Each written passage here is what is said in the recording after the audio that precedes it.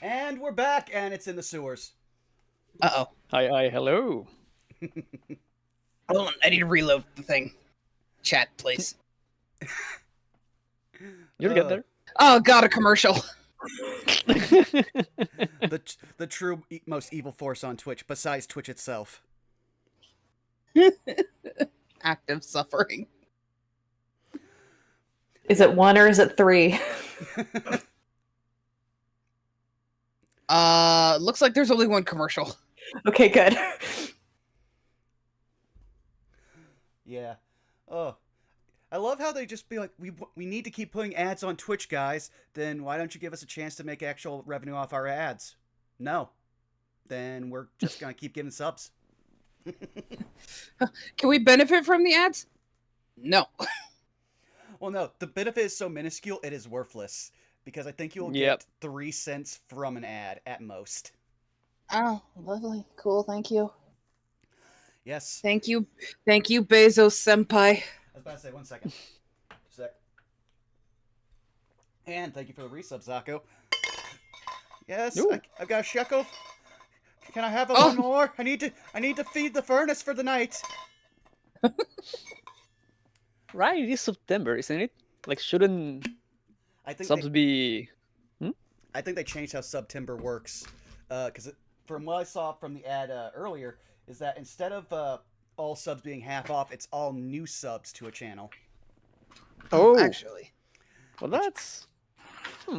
disappointing. Yeah. Angry face. But either way, it is what it is. I'm just glad that I get to have multiple games as I've been going stir crazy in this house. Ugh. For those who don't know, I'm about to have a major ankle surgery, and leading up to that, I have to spend 2 weeks in my house not moving because my ankle swelled to the point that it popped. Ugh. Yeah. Hey, Vaughn. Yeah? I just did a quick check-a-rooney. You might want to boost yourself just a squidge. Okay, at this point I've got to try upping my gain. Or wait a second, how's it now? Because I'm a little bit closer to the mic. Hold on. Let me remute and try again. Okie dokie. Oh, live technical difficulties. Gotta love it. But that's exactly why I have one of those. Do testing for the mic. Otherwise, I have to Cough.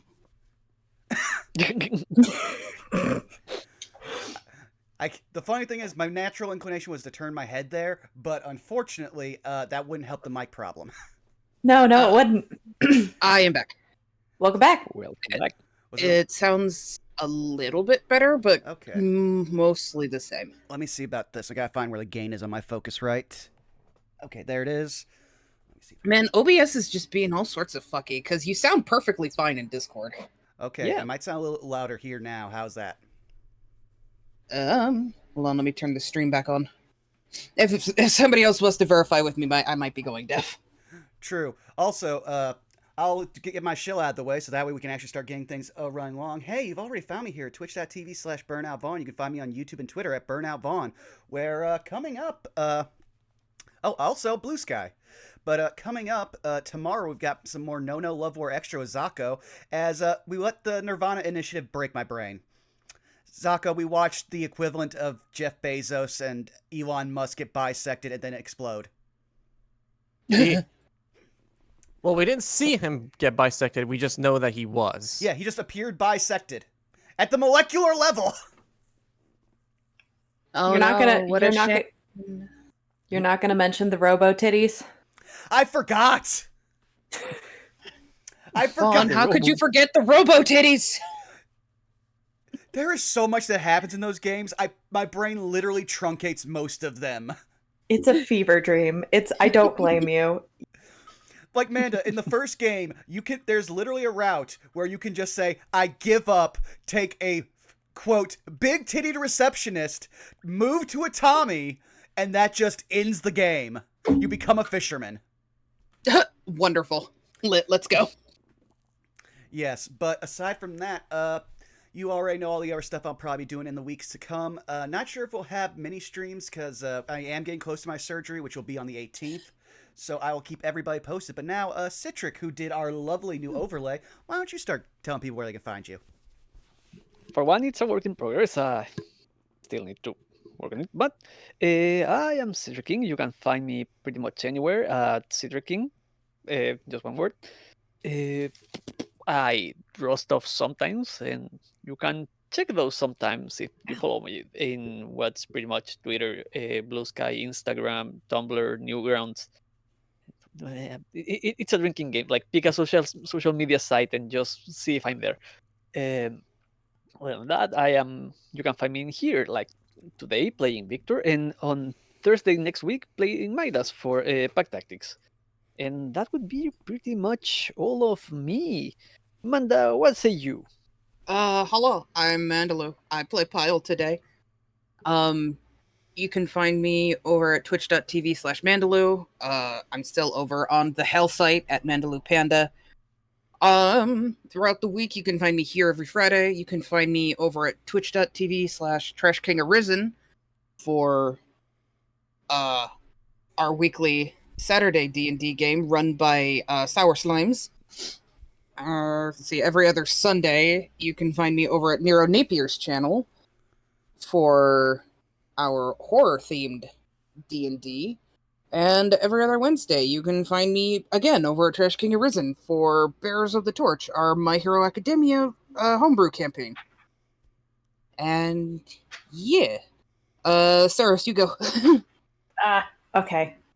Hi. You can find me over at Twitter, Tumblr, now Blue Sky at TXTXL, or on Instagram at TixDixel. I mentioned last week that I've been working on updating my commission sheets. I'm actually in the process now of looking into using Ko-fi to facilitate that so that it's more streamlined. And once I get that figured out, I will actually release stuff and things. My estimate is probably by, if not literally Monday, next week, Friday. So I will keep you all posted on how that's going. And then, of course, you can find me here, being the shall we say, living guild pact, every Friday for the next couple of weeks. And with that, Zako, you go. Howdy do. I'm Zako Duo. Currently on a small hiatus as I juggle dozens of projects at the moment. But when I do return, we'll be streaming Yakuza, or excuse me, Like a Dragon Ishin. Gotta remember the rebrand now. We'll also be trying to finish Armored Core 6.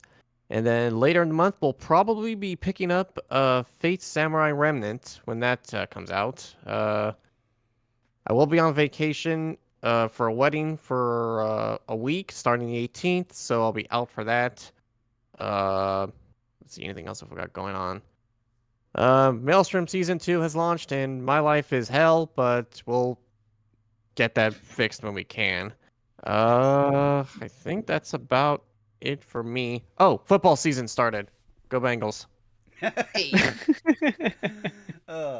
All right. Well, with that all out of the way, it's time for us to take it away with one of our channel staples here, which is a theme song by X Wiley Willie. So here we go.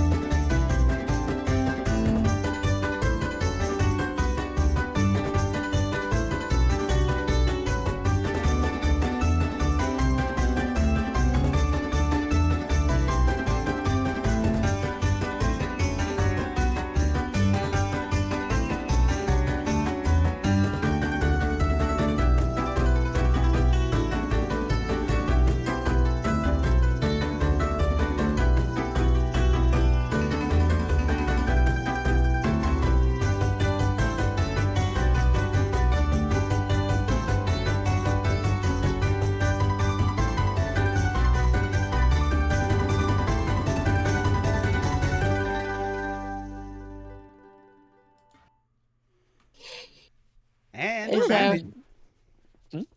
oh no. Sorry. No, Citric, you jinxed me. But yeah, That also was me slyly changing what layer the overlay was in OBS, realizing that I forgot to do that. Oops. Mhm. Oop. But yeah, Saris, if you would, please take us away. But first, who would like to give a recap of what happened last session? I did it last time. Nah, sure. I'll take it this time. Uh, after we were we were gathered together to investigate the breaking in of an Orza vault, our party descended down into the sewers, looking for clues and following the trail of the of the robbers. Down there, the party found a handful of interesting things. Marks of explosives, like major damage being done to the structure of the sewers. A group of like metal-eating oozes that prompted a small like, bout of violence against like these gooby creatures.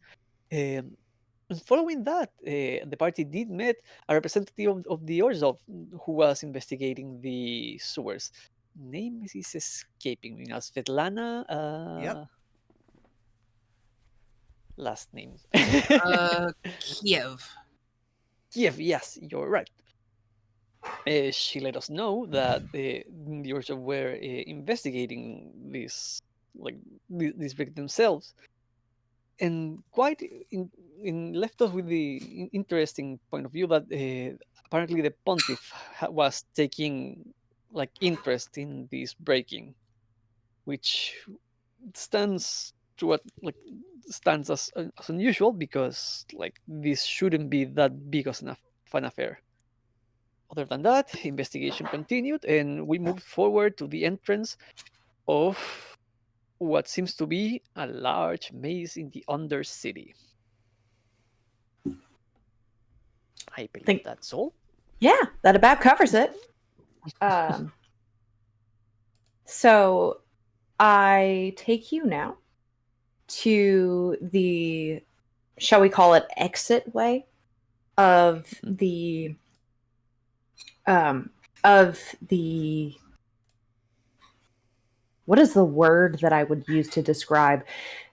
Yes, it's the sewer facility, if you will, but the way that it is like carved into like stone and ground and comes outward, as I mentioned last time, you are all at kind of this platform with naturally carved out stairs descending down to the ground, and of course you see the giant cascading bout of water that comes out of one of the water spouts and into the ground below, pooling out. And as I get us some music, I would love it if you all would start me this session with a perception check. Okie boy. dokie. Okay. There you go, Pile. Oh, wait, hold on. I'm still in the back rooms. There we go. I'm no longer in the back rooms. Perception. Is that a why'd you little put- loud for you all, or is that okay? That's fine. Just a little bit. Okay, let me adjust. Also, oof, Ollie is not in his game right now. Ollie has a rock in his shoe. D&D Beyond, close my sheet. Let me put it back up. Oh no. Oh no. Okay. Ugh, 12. We are we are not doing great. Here's I can imagine with the what you do see in immediate in front of you, of course, like I said, this sort of lake spillage. It's not really. It's more like a giant pond that is becoming a lake. I feel is more adequate. It's not like. Sorry, my frame of reference for lake is like Great Lake, and it is not that big. But it's like a decent sized body of water. You also notice that around you, and this is just all of you collectively, you notice that, as I mentioned last session, this giant, almost hedge-like wall, if you will, of like brambles and thorns just weaving its way together to create this big thicket that, sure, there is a bit of, shall we say, an overtop view that you can see over, but not very well. And there's fog.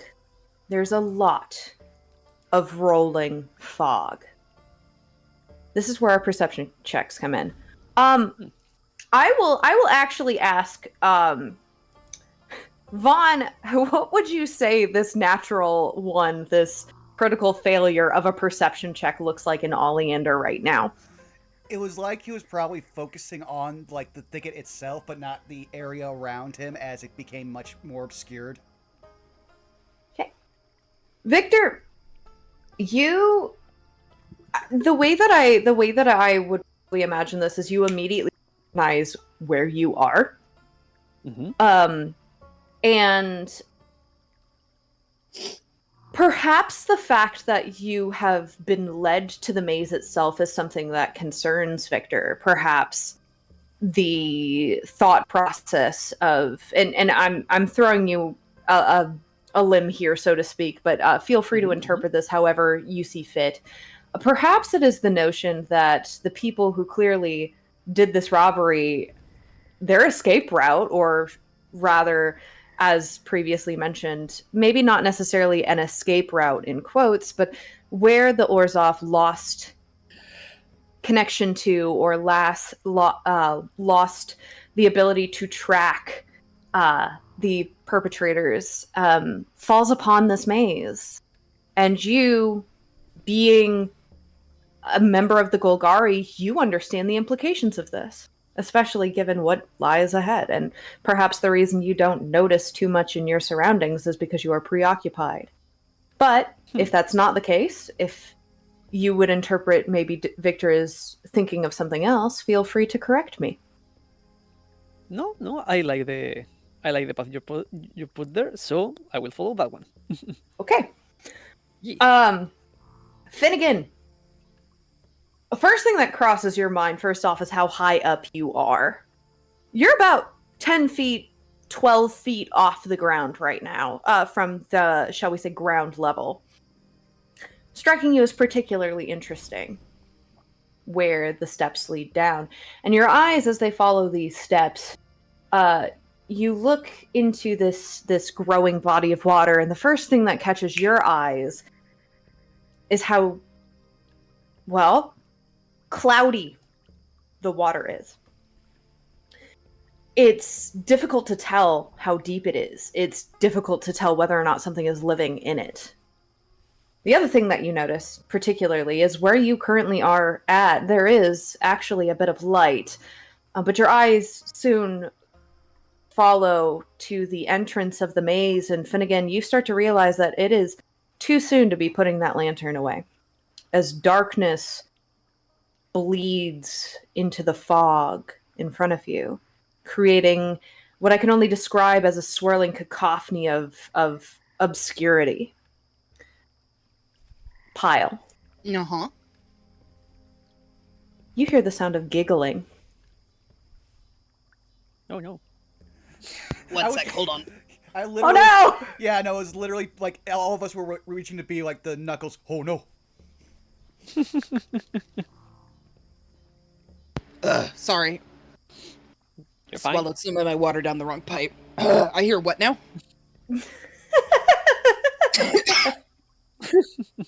Yeah, me too. No, that's what you hear. I got you. This feels very in character for Pile. I don't understand. I don't know why. I don't know how, but this feels very appropriate. Okay, so she hears laughter. Yeah, giggling. Soft do giggling. Can I like determine a direction that it's coming from at all? You make eye contact with something in the water. Oh, cool. I love that for me. Pile will immediately stop in her place, and just everybody will probably just see her skirt its place and just look down. Are we like we're not in the water, are we? No. You are still at the exit / entrance of the sewers. So you're up on this like platform. It's like like the stone exit way. That's a solid. Like think of it like a front porch, if you will. Right? It's like a little like platformed stone area that is about 12 feet up, carved into whatever rock ground this is. And there are a path of stairs. Natural stairs, much wider than the stairs that you have seen normally, because these are like a natural footpath that works down to the solid ground.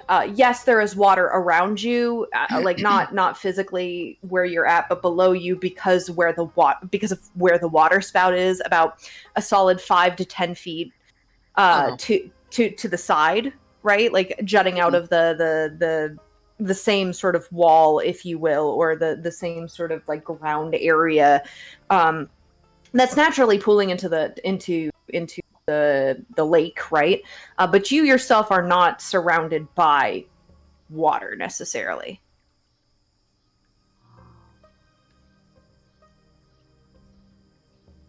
I hope that made sense. I get it. Yeah. But I did miss if you explained what was giggling. Oh, I didn't explain it. I just said that when Pyle looks in the direction, she locks eyes with a pair of milky white eyes staring from in the water. Oh, fuck. Am I back? Are you back? Yeah, Yeah, sorry. you are.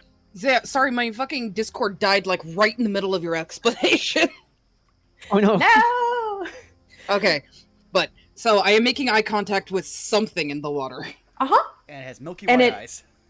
And I love that. In this moment where you freeze and you're like, hey!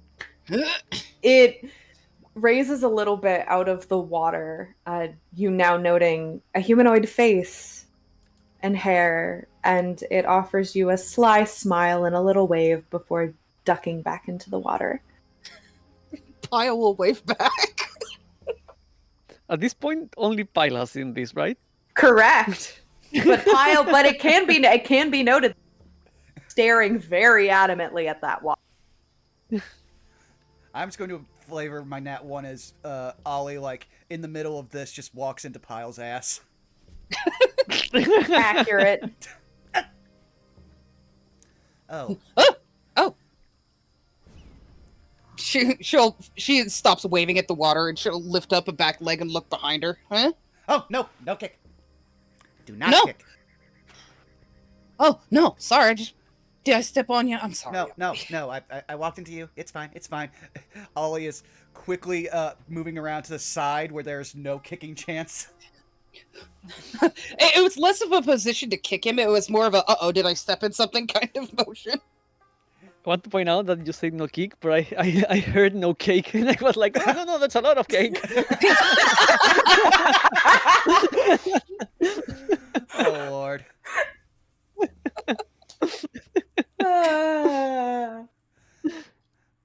But, all right, Pyle, you're saying that you feel it's in this direction? Oh. You kind of see the cogs turning. She goes, like, her eyes kind of blank over for a moment. You see the cogs turning before she looks back at the water. Yeah, possibly. Any of y'all see that? She points towards the water. Something real neighborly in the water. Finnegan will peek over the edge and look into the water.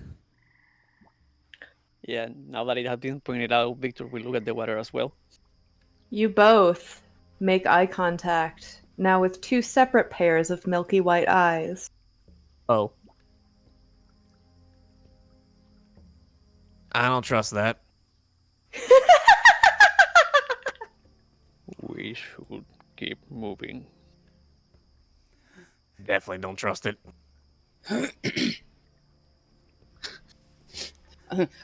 Pyle will give sort of a second wave and then just start pushing forward. They both wave back at you, Pyle.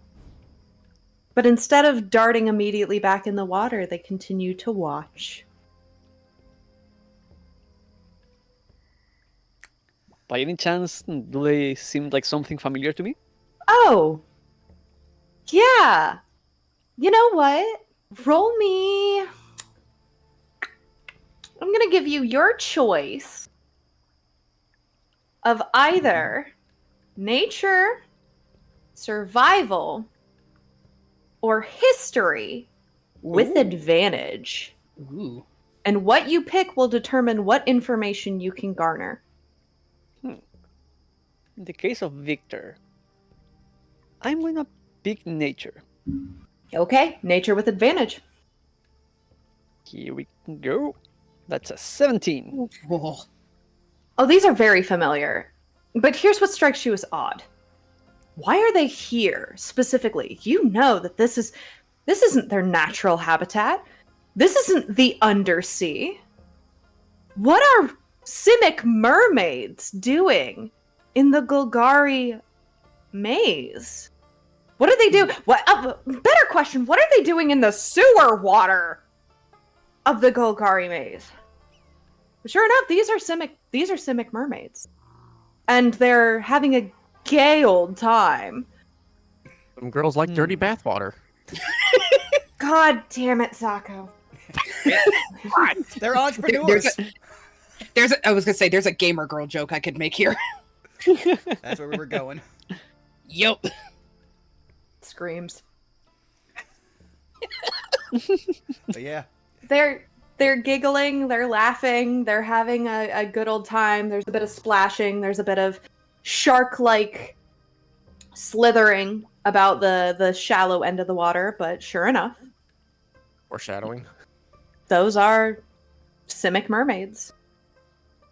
Victor will make note of that. He's not verbalizing it, but he's. You all see him like pick up the pace a little bit, like these things are making him uncomfortable. And so the four of you traverse down the stairs. Is there anything you wish to do? I mean, I'm assuming you're heading towards the maze at this point. Is there anything you wish to do before heading that way? I have something to do with it right when we get to the front of the maze, but for Sure. approaching it, I got nothing. Sure. Finn would, on the way towards there, would try to investigate for any signs of other people that might have come before us, just to see if we can catch a trail of the perpetrators who got through here. Your choice, investigation or survival. And again, note that whatever you pick will give you different information. I'm going to go with investigation, because that's a +7. 25. Hey, look at 25. you. So there's a bit here that you've come to expect. And there are different pieces of this that make a lot of sense. I'm going to give you a piece of information because you've rolled so high, but then I'm also going to follow it up with, is there anything else that you want this investigation to look like, and or is there anything else you want to do because again, you've rolled so high. So first and foremost, it is unsurprising that to you that there is a good bit of footprints.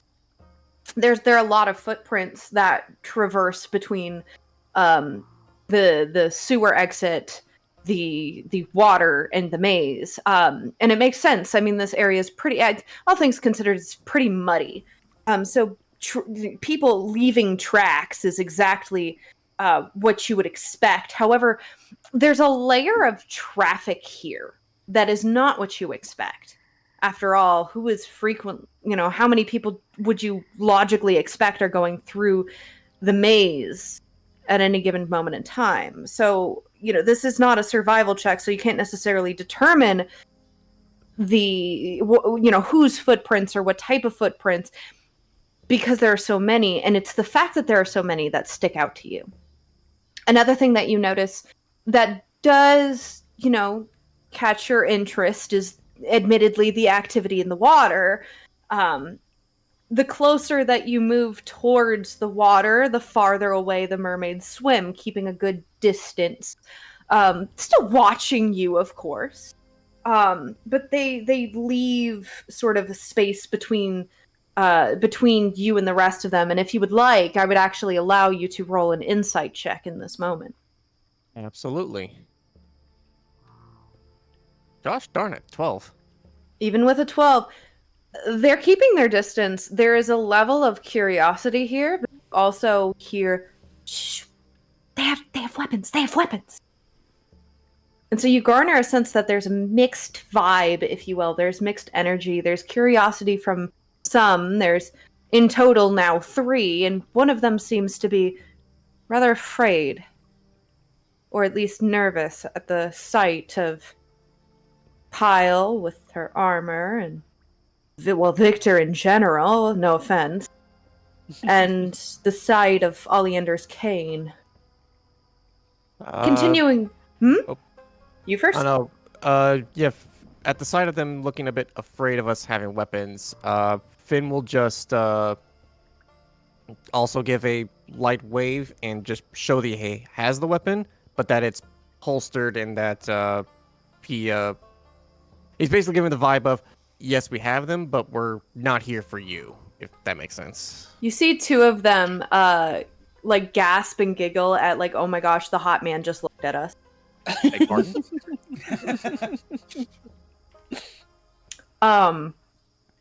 Continuing along your investigation check, here's what is particularly interesting to you in this moment. Your eyes, you travel across, the entire little space of this sort of transition, liminal space, if you will. And your eyes notice something in particular. Because I'll go ahead and give this to you. You go to reach out to what you think is a piece of evidence, right? Before your eyes catch on to something a bit colorful in nature, and you go to reach out for it. And as you do, a vine from the wall curls around it and pulls it away from you before you get a chance to look at it. It's in this moment that I open up your investigation check to you. What is it that Finnegan is doing to investigate further? Let's see. We've covered foot trails. And you said that a piece of evidence I was looking for, a vine, has taken. Yeah, a vine from the wall reached out, wrapped itself around it and pulled it into the wall. I guess looking for any signs of the any further of the scorch marks, or potentially any lost dropped items. As far as the vine, he's going to look at the vine to see if he can trace if there's a source, or if there's just a cobbled mixture of vines just along the wall that it looks like it's connected to. The source is the wall. You make absolutely no mistake of that. As the wall itself shifts around, allowing that vine to creep and curl before shifting again as it closes around the vine, item to be lost inside those walls. But it's interesting, because you notice one other thing. You, out of curiosity, try to take, a piece of the wall and very, very gingerly try to cut it. It's a normal vine, right? Take your dagger, cut it. Sure enough, it cuts. But as you watch very intently, thinking, yes, I'm going to be my way through it doesn't go after your dagger, but rather you notice it start to mend itself.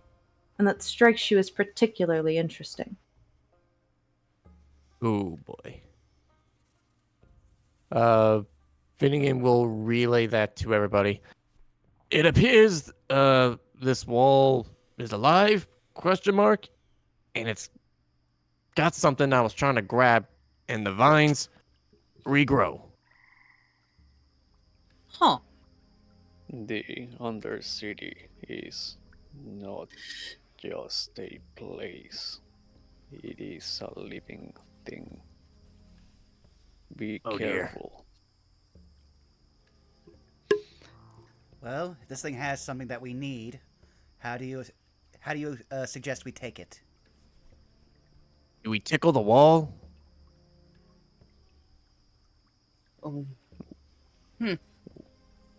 What do you want from the wall? I want the piece of evidence that it just took from me. Victor looks at the wall. The wall stares back. Do I see the piece of evidence? You see a large thicket of thorn. You see lots of brambles, moving vines. But this is familiar to you. You know this. You know this maze. You know that these walls are living, as you said so yourself. So the fact that you can't see any evidence of what it had taken, it's not that you disbelieve, Finn. It's that you know that item is now the walls, so to speak. Are you familiar with a fly trap?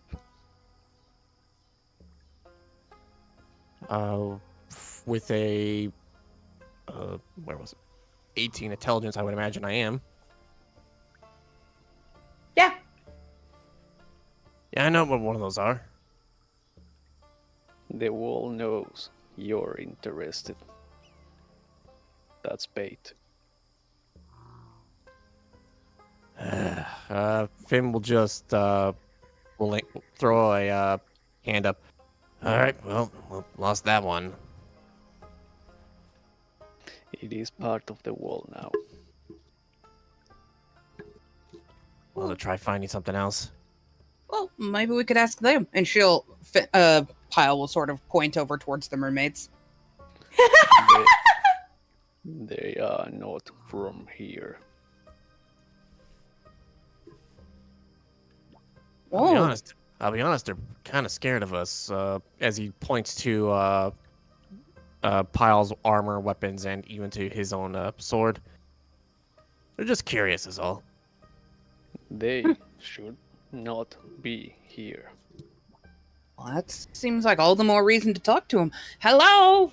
Pyle with both hands just kind of waves them, because she's being told that her armor is scary. She just kind of puts her shield on her back and puts all of her weapons, where they would be hanging, and she would just wave friendly to them. Can y'all help? Can we ask y'all a question? No, you first. You first. Hi.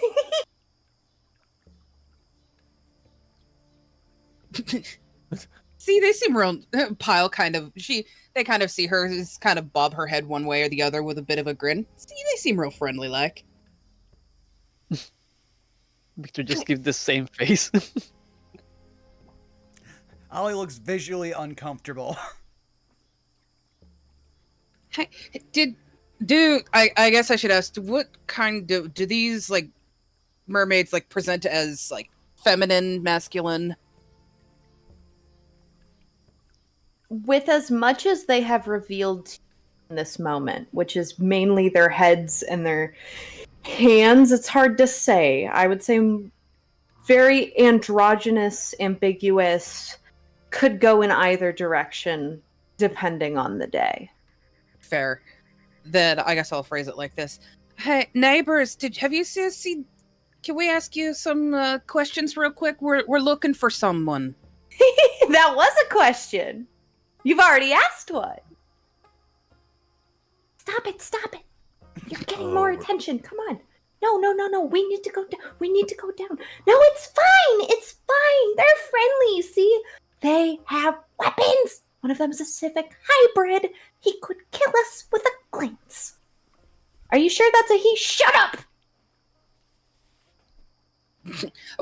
Pyle's head will sort of cant to the side, and she'll look at Victor and then look back at them. Oh, he's fine. He's just a little quiet. That's all. I like quiet.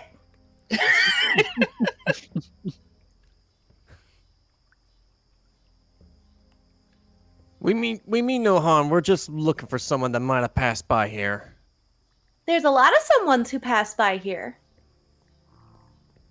Yeah, that actually,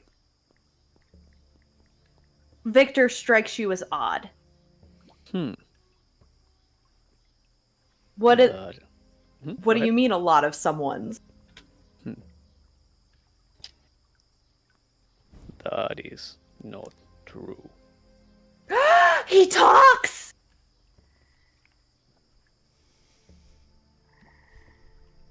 do you mean, a lot of people? Well, a lot of people come through here. Big ones, small ones, some in units, some in pairs. A lot of someones. Since when? As long as I've been here. Shut up. Why? It's harmless. Finn will point up to the rubble that we passed through. About maybe 3 days ago or so, did anybody pass through up there? Up where? Oh, sorry, I may have above game. I might have misjudged my. He was pointing towards the rubble that we just point through the entryway, which I thought it was higher than it was. But ignore It is higher. It is higher. And Okay. it's pretty like there's not a lot of rubble there. It's kind of the rubble was mostly inside the tunnel at this point.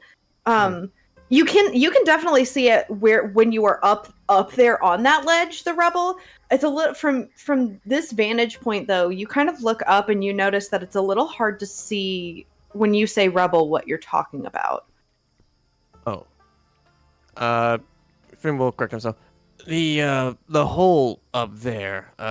Did anybody walk through there and the path that we're on now? A lot of someone's, yeah. Specifically about 3 days ago. Rapid nods, Muppet nods. Specifically, most likely, a Simic, an Izzet, and a Golgari together. I haven't seen any Golgari. Well, that. No, I have seen a Golgari. That's not. But it wasn't with. I've seen a couple Simics. She's a Simic. Points to one of the other mermaids. Shut up. Proceeds to go in for like trying to tackle her into the water, and they're like not really wrestling, but kind of wrestling now. Specifically, the the folks who came through the hole in the wall through here, were any of them Izzet or Golgari? I mean, yeah. Alright. But there were also others, too. We've seen a lot of folks. Fancy folks. Fancy, huh? Like Fancy!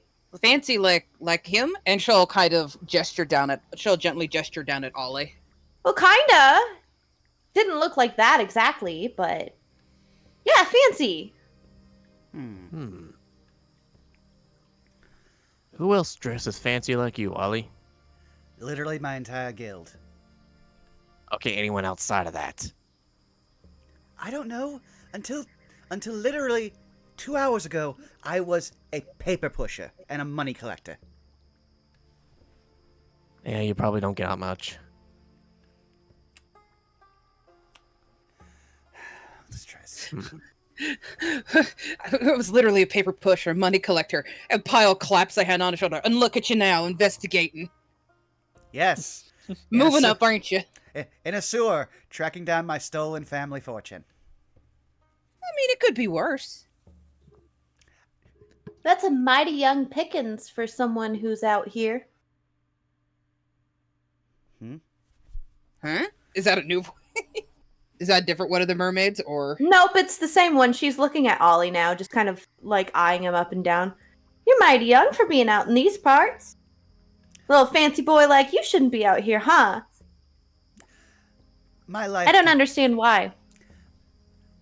Well, as I was about to tell Miss Pyle, when you're a Bedford, things can always get worse. Is that supposed to mean something? Only to me. He has the most thin-lipped, like closed-eyed smile of just like pessimism. Well, I'm glad you have that going for you.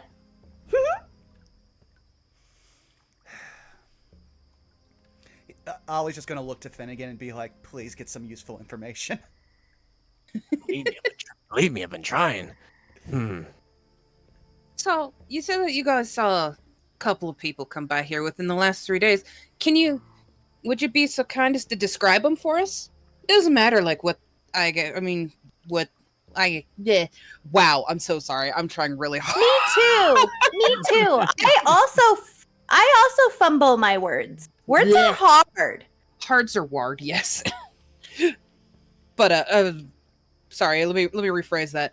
Could y'all describe the last few people you saw come through here? That would be right helpful of you. We're just trying to help our friend here. Well, there's quite a few people. So like how like what kinds of people? Like you said is it? I mean, I've seen at least one. You said Simic, but like we're Simic, so I see Simic every day. He's also Simic. Points to Victor. Oh, I guess she'll look at Fit again, like as if she's like, correct me if I'm wrong. Like Simics that have like walked along this path, not counting our friend here, within at least the last 3 days. They might have been.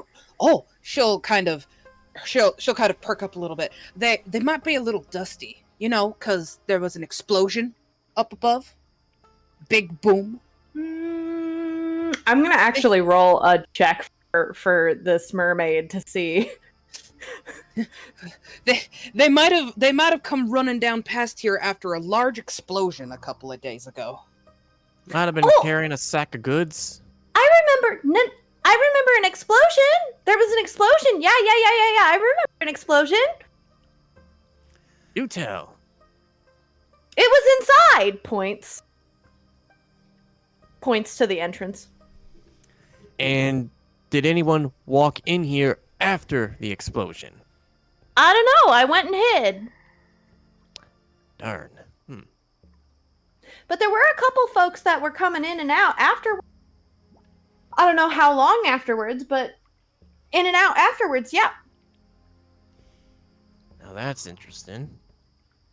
More people kept coming in and out after the explosion, which means, as he points back upwards, all them rocks that we pulled out of the way weren't obstructing it until recently.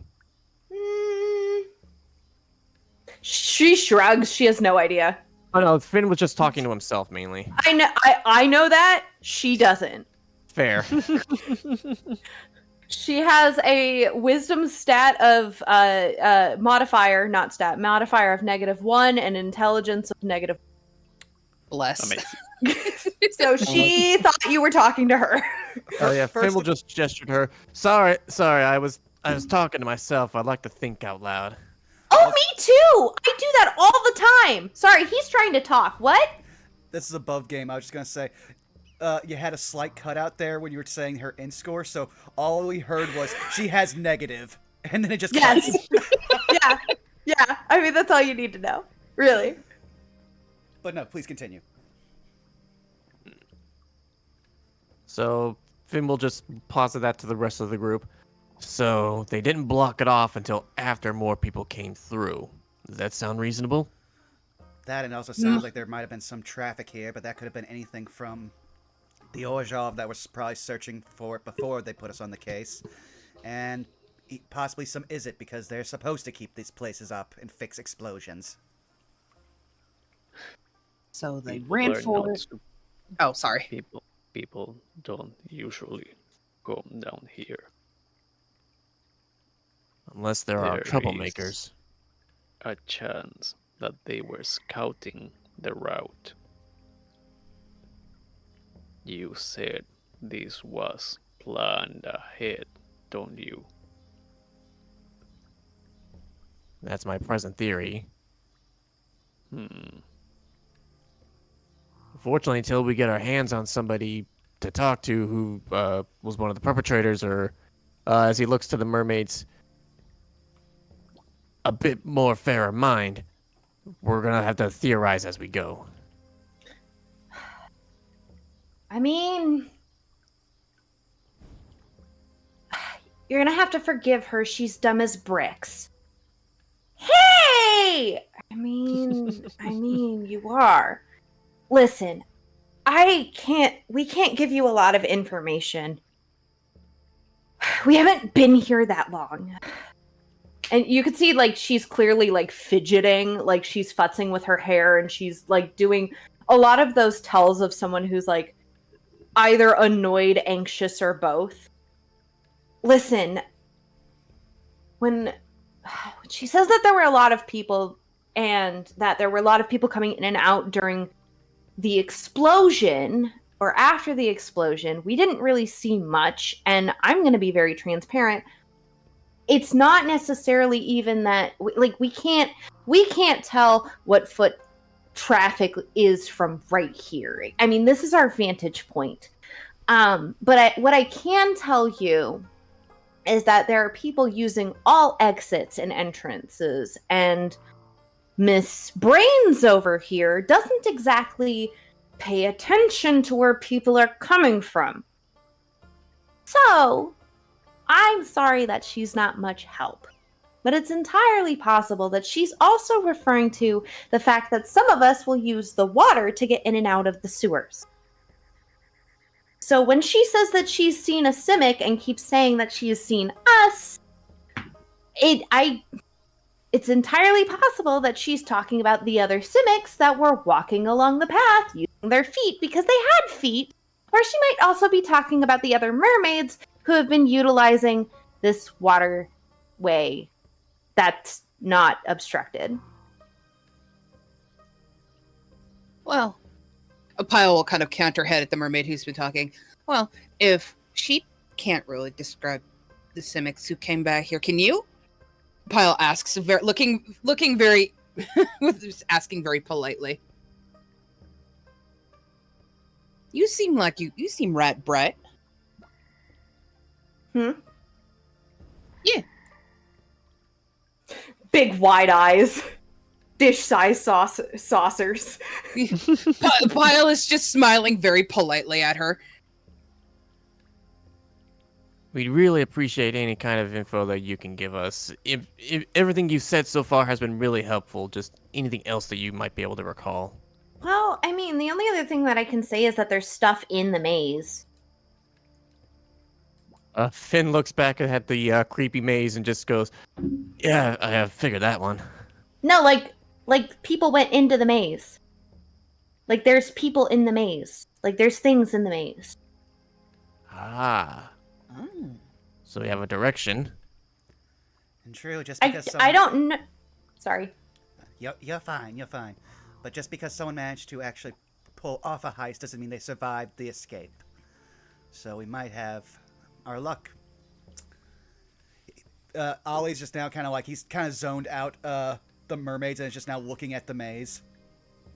I mean, I don't necessarily know if it's anyone that you're looking for, because, right, there were a lot of people in fancy clothing that were kind of making a hustle bustle about this entranceway, and I didn't really pay, like, I'm gonna be real, I don't think any of us were paying too much attention to who's been in and out of this maze, because, like, as far as I know, people go in and out of the maze. Like, that's just a thing, apparently.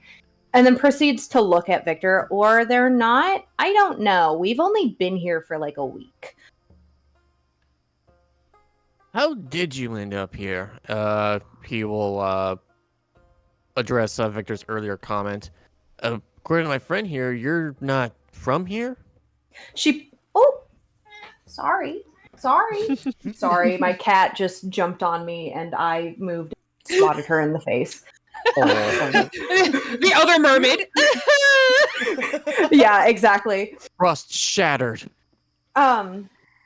So, I mean, we came in through the spout, and she points up at the giant spout with the gushing waterfall. Oh. True, but that's a long way from... remind me, I'm pretty sure Ollie at least has an idea about some of the, like, major landmarks of, like, I say the city. Where is, like, the head for the Simic? The head for the Simic is in a completely different district, first and foremost. It is not... first off, it's not under... The headquarters themselves are not underground. I'm double-checking my notes real quick to note exactly which district they're in. because I did write this down. Yes. Yeah. So there. I mean, the Simic Combine is on. It is in the upper. Shall we call it the upper city or the above ground? But you would also know that under the city, there is the undersea. Now, you aren't exactly sure where the undersea is, but what you do know is that the undersea is not in Golgari territory. So you have a hunch or a reason to believe that if Victor, who you understand at this point to be not as you know, they keep pointing out he's a Simic, and you have reason to believe that he's not, as he's mentioned that he's Golgari.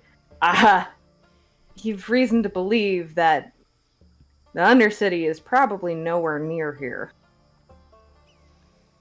Hmm.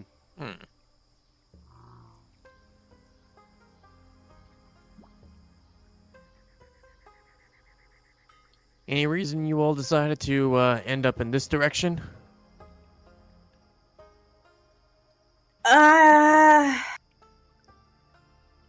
They cannot leave. They cannot leave. They've been here for a week.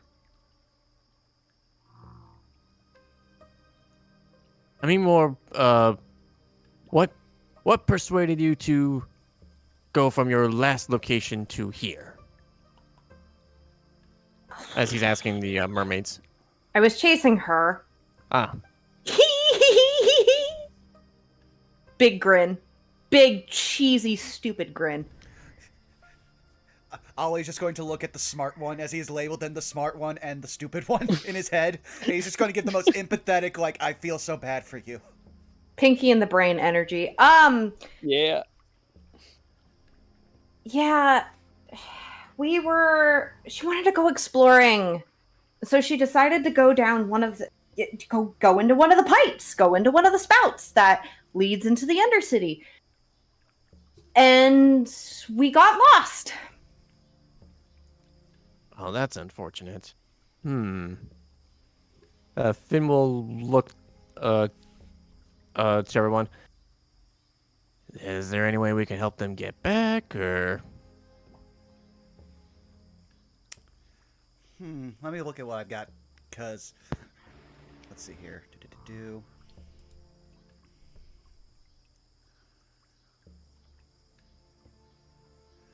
Also, I don't think she answered your question. Simic, the Simic Combine. We're not from there. Oh. Oh, are you guys from the wilds? No, well, yes, well, no. We're from the Undersea. Oh. Yes, there's not much we could do for you here. The only people that could help you are the Simic, and we aren't exactly on speaking terms. Why? We're speaking. And you hear as she like smacks the back of her sister's head. Damn. I want to imagine that was with the tail, like a full tail slap. Correct. And now that you mentioned that, actually, you notice something particularly interesting, that they don't look like what you would expect of standard, like, dolphin-tailed mermaids. Mm-hmm. They're I'm trying to remember. Is it? Yeah. So their fish tails are more like shark, like tiger shark tails. Ooh. Does that mean that they also have very noticeably sharp teeth? I'm so glad you asked. And it turns out they also have gills on their neck.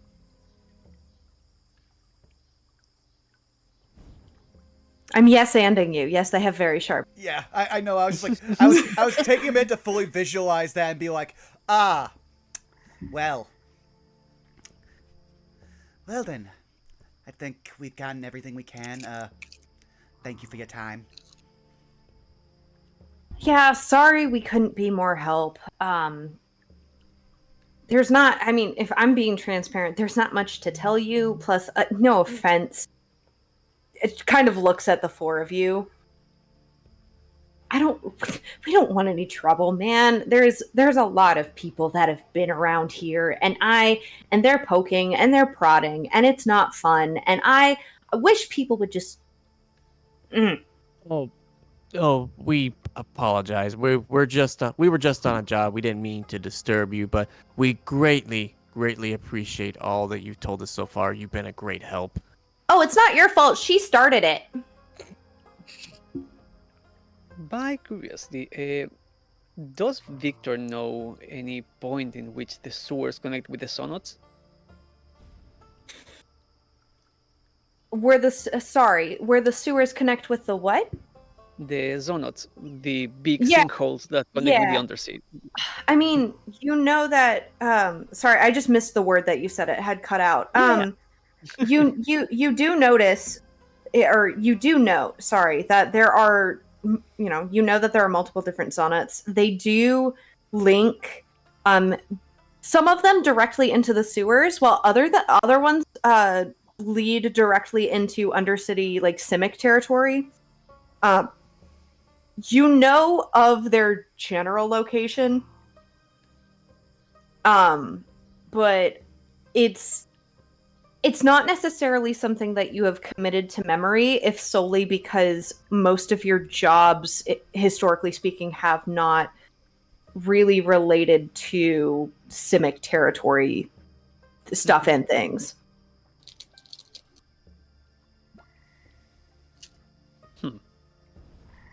Okay.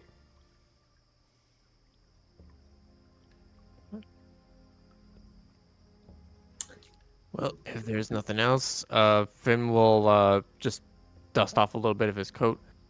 We greatly appreciate you speaking with us. As he looks towards the maze, we're gonna tempt fate. Yeah. Good luck. And they kind of both wave at you like their tails as a wave goodbye, and they jump into the water, like diving in. And it's in this moment when you realize just how deep that water is. Don't suppose anybody knows how to swim. I can swim just fine. Just she'll look down. She'll kind of lean her head forward a little bit to look into the water. But Davin is another question. Yeah, I'd rather avoid it. Oh, let's be careful with our feet then, as Finn will hold up the lantern and pointing towards the entrance of the maze. Who's first? Well, I need to get something out of the way, so he'll gesture to take the lantern as he steps to the entranceway of the maze. And when he does, Finn will let him take it. when he does, I'm not sure if there will be enough light from the lantern, but I didn't flavor this last time. But you'll see him lose a lot of color from his skin, and his eyes start to go a little bit black. As for the second time, I will use my Pact of the Spirit to use my spirit sense to see if there are any undead within 60 feet of my location. It's a real good thing that I was about to head us over to the map. Give me just a moment. Ah. Let me do some calculation. Damn, boss. Also, quick question: Have we had a chance to get our spell slots back at any point in time between? I would say this conversation happening, the past two conversations happening, I would say, sure, I'll be generous. You can have a long rest, or short rest, sorry. I can words. Oh, bless. I will take that, and because we specifically got a short rest, and again, I was going to do this before you mentioned the talk of map and ominous, but I can change my spirit companion from the Vizier, who's not really super helpful right now, to the Zealot, which will give me, let me see here, how many? I gave my Warlock level in temporary hit points for the next 8 hours. So that's 5 temporary hit points, which is good because I was missing some health. Yeah, And if we're to gonna ans- take a short rest, then I shall roll my hit die. Yeah, we'll say that you Back- guys can back up. take a short rest. I'll have to do a Launch. hit die. Okay, I'm. That's perfect. That's literally all I needed. Too Okie dokie. much the And- same. Excellent. Wonderful. Wow. Let's go. Dang. Doodly doodly do. Back to While full health. we're Let's go. Here, I would love to take you to the map. Oh, this is a big map. Oh dear. There we go. Okay. Top right. Oh! Hold on. Map. There we go. Yeah, zoom out to 70 and scroll up to the top. Yeah. I was Sorry, I was about to ping y'all. Oh, you're fine. I was already at like 80. It's just Roll20 has the worst habit of it will not let you control the size of the map or like bring it into where it is actually you need to be able to see.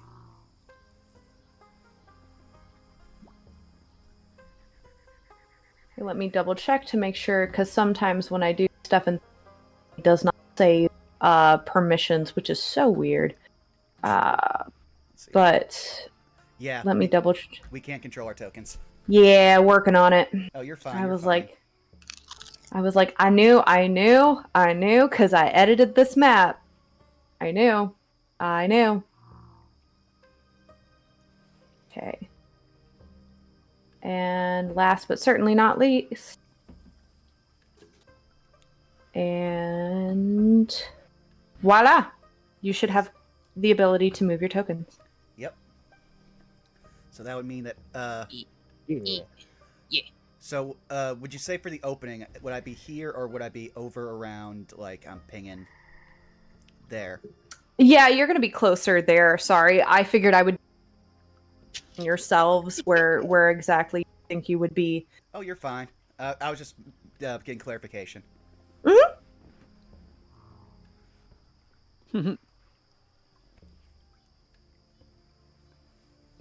Wow. As you can see, this, for clarification, this is the entrance.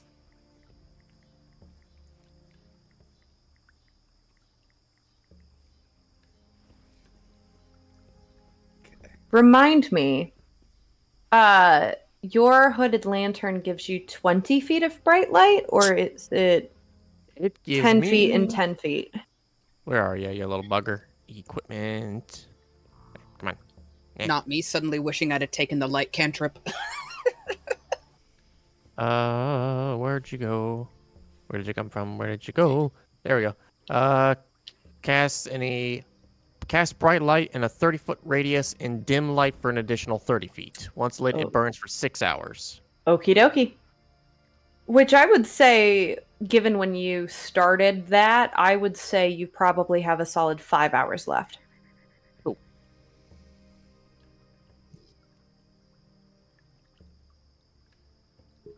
And now begins the ever eternal quest of me double checking, because apparently something happened to radiuses. Uh-oh. Oh, no. Yeah, Roll20 decided we couldn't have radiuses. Yeah. Roll 20 out here Really? like you can't have nice things.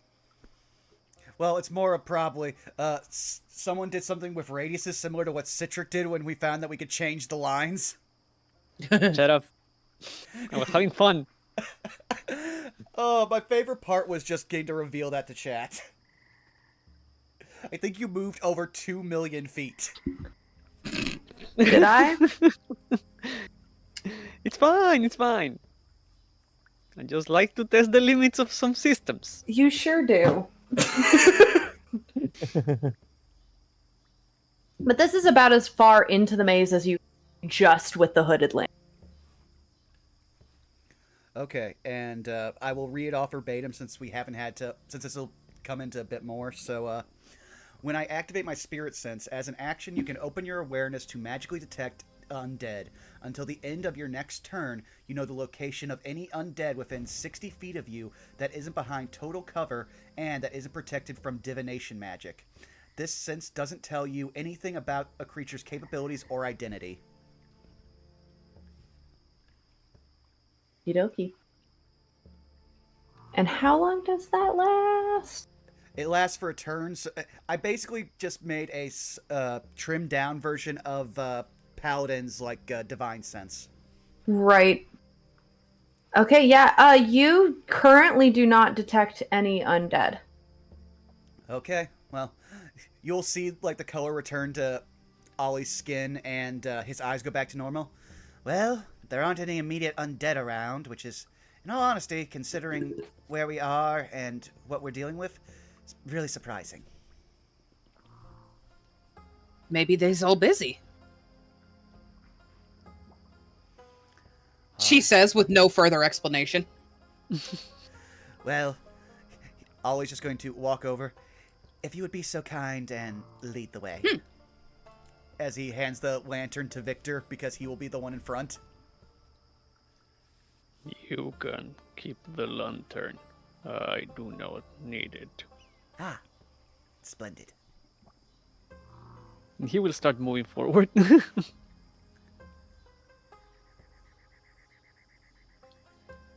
Is Roll20 going to give me rights? So now you guys get the issue that happens every time I use Roll20 as a dungeon master, which is that I will click reveal area and it will ask me if I want to turn on the fog of war. So what you're saying is that Roll20 said no DM rights. Yeah, no, exactly. Damn. There we go.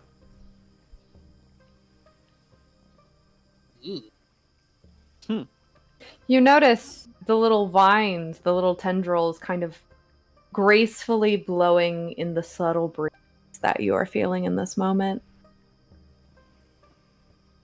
Oh boy. Be careful with the walls. Ben will immediately move in between Ollie and Kyle to avoid them. Wow, the masterful whole detective hiding behind the fucking The tank. child. Yeah, the 15 to 16-year-old. The rogue investigator. I will say that, like, now that we are in what is more obviously Golgari territory, Ollie seems far less nervous. Hey, I have a really stupid question that might benefit Finnegan. Oh boy. If Finnegan is riding Pyle's back, does that mean he gets advantage on stealth?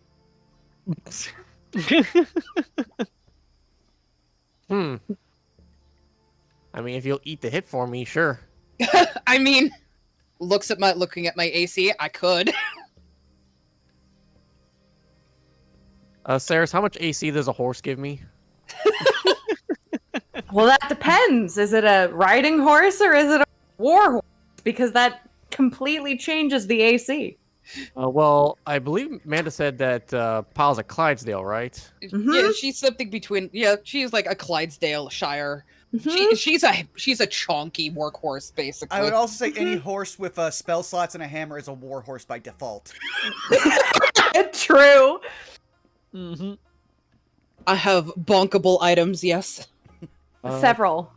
Clydesdales were used in the First World War. Bam. So, we continue. Mhm. And with Victor and also the for my sake, does Ollie or does Finnegan have the lamp? I currently have it, so Okay, great. Excellent. So you can see this much. And it's in this moment where Victor, you specifically would recognize the pathway that leads up and off of the map. Mm-hmm. That's the pathway that you recognize because of the specific tree that's there. I will do a point. Let me do a point. This one here. Mm-hmm. You recognize the specific rune that is carved into it, informing people that they have reached the main Golgari hives and living spaces. But you also don't know whether or not that's the way to go. You know from what you can see here that there is also a path Come on, reveal path. Do it. I believe in you. Here. To the south. Do we still see any footprints or any trail we can follow? That's the thing that's interesting. Do you look behind you? Well, now that you mention it. All four of you watch one at a time as you watch Victor looking at the ground, looking for footprints, and then looking behind you. As you watch your own footprints begin to mold into the earth and flatten out. Well, that's gonna make tracing their steps very difficult. It also means they had a higher chance of getting lost in this maze. Remember, we found spores. They have someone from down here guiding them. Finn looks to his cigars and thinks about what to do with them, but does not want to accidentally explode everybody, so he'll hold off on that. I would say with all the water in the air, you actually wouldn't be worried of a dust explosion. Mm-hmm. But then again, there's also probably a lot of methane here, because sewer. Exactly. What we have ahead, it's two paths.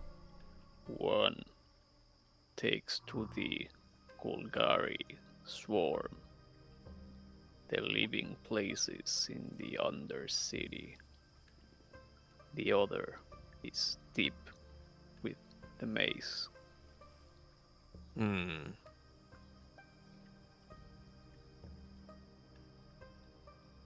Based on everything we know so far, would our alleged criminals go straight to the Golgari home?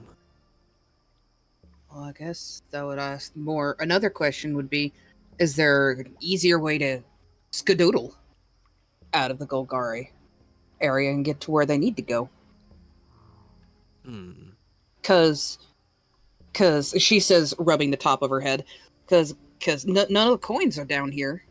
I know that much, but I can't say much for the other pieces. That is true. So even if they got lost or died down here, none of them had. Or at least, if any of them died, they weren't the ones carrying what we want. I mean, they could have been carrying the other atoms, but didn't rightly. She giggles a little nervously. Didn't really think to look for those ones, and she'll kind of shifty eyes at Ollie, and you'll see her ears will kind of dip a little bit. Sorry. You'll see Ollie and, like, almost absentmindedly just tap, like, your elbow, like, there, like, as he's just, like, looking around, and he's just thinking to himself, just a sec. Victor, are you actually from the main swarm yourself?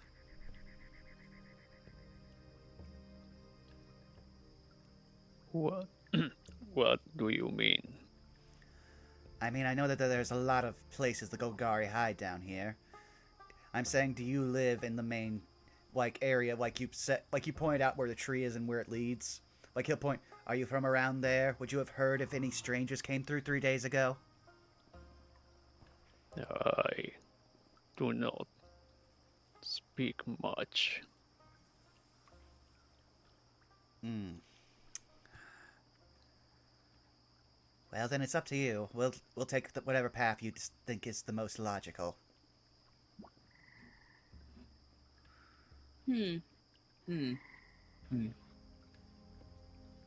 Sure. Pyle will kind of raise her hand a little bit. Hmm? Question.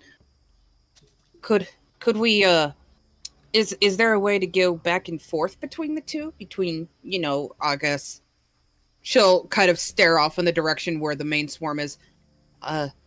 Home hive and the mazes? Like, are you able to come back and forth between them? Because if so, we can always, check out the main area, see if anybody's seen something, and it might lead us back. We can. Yes. If so, then I trust Victor's guidance. I would rather check the maze. I have a feeling that there's at least some kind of clue here. Okay. Pyle just fully accepts. Okay. Amanda, I love you. Victor looks at Finn, actually. You've been looking for clues. Where do you wish to look? May I roll another investigation to see any trace or any signs of our of people who might have passed through before us? Sure, go ahead and roll me investigation.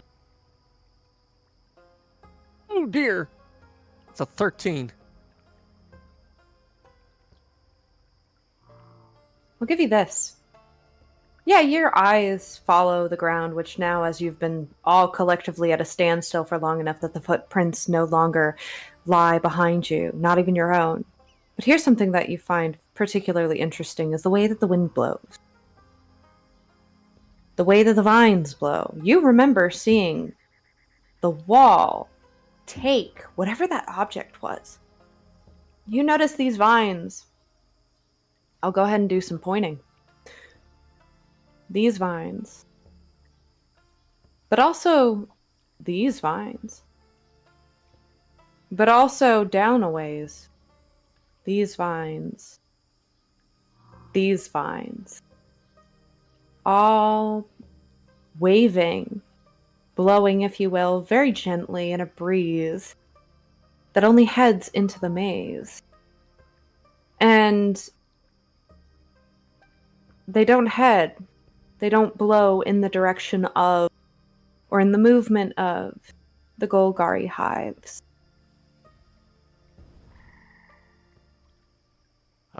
Finn will do a the lick the finger and checking the direction of the wind motion, and then we'll slowly point to the left.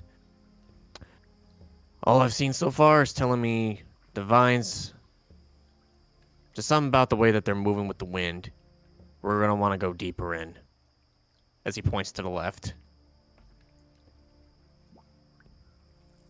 Victor will nod. And we'll start moving. Yep. Do.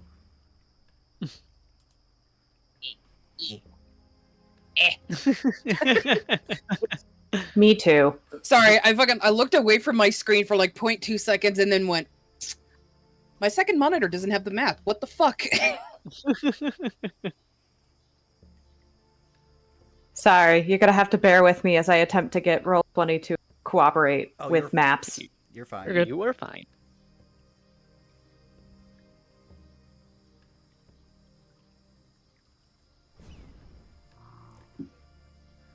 I think that's as much as we it- can illuminate. That's as much as you can illuminate from that side of the wall, and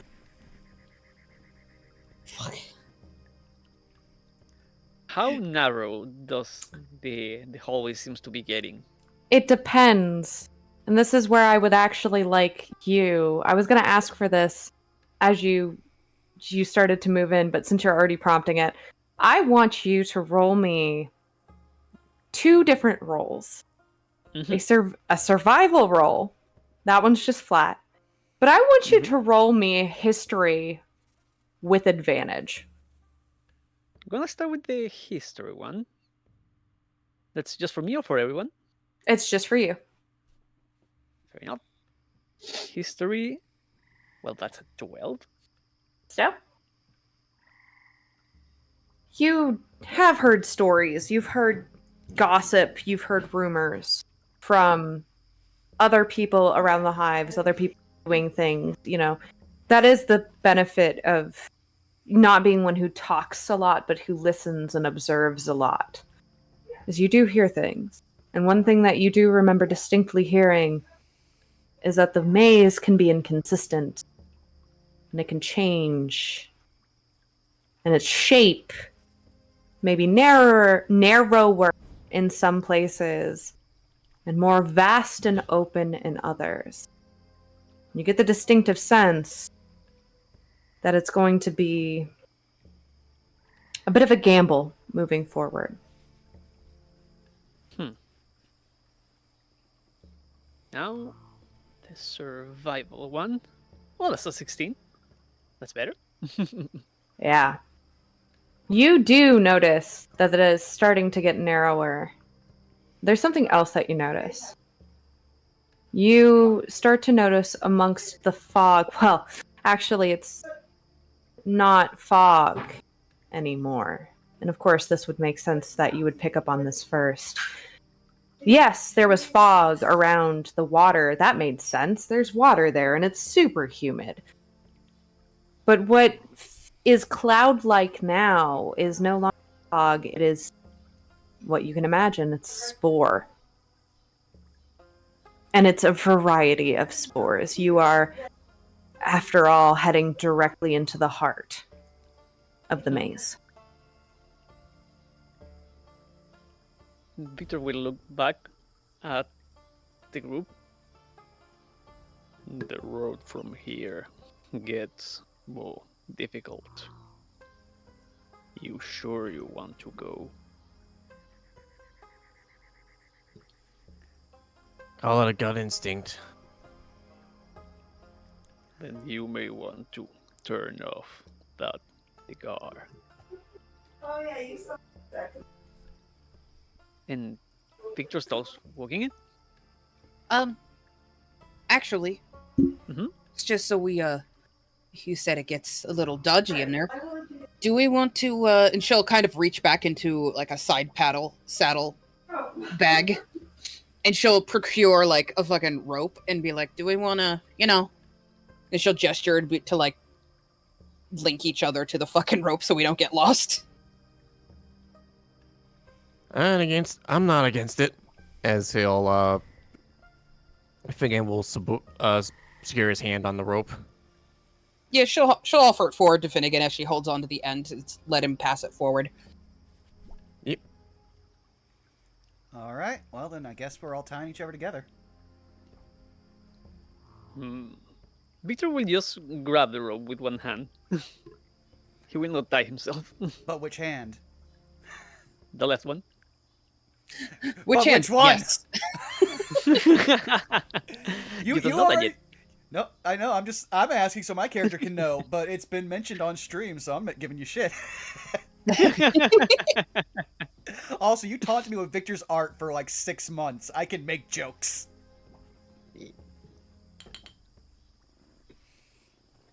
But yeah, I guess we tie ourselves together and then just start moving forward. And so you do.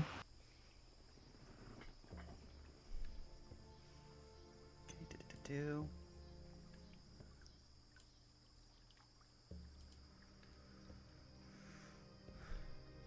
This is going to be a little tricky, so before you can bear with me for a second, I need to unveil things, and just as it is going to be interesting for you all to traverse, it is going to be interesting for me to unveil.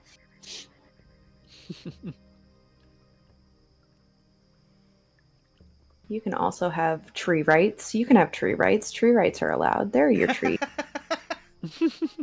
Oh, great. I love trees. Tree rights. You also get mushroom rights. And here's what's particularly interesting.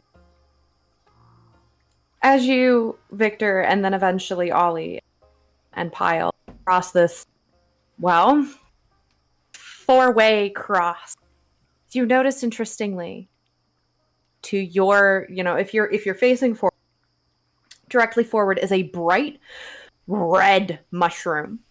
Its cap, almost forgot the word for a second, is flat. And around the top of the ring is a bright pink with a stalk that is just as crimson as the middle of the cap itself. And there's only one. To your right, so if we are thinking about the way that our characters are facing, that's right over here. Your right is a giant purple and blue capped mushroom that I can only describe. The cap looks like a wizard's hat. And then to your left is a mushroom whose cap almost reminds you of a sunflower, with a bright yellow ring, a bright orange, almost brown center. And interestingly, though not pictured here on the map, there are two of them sitting next to each other. And in each direction is a path forward.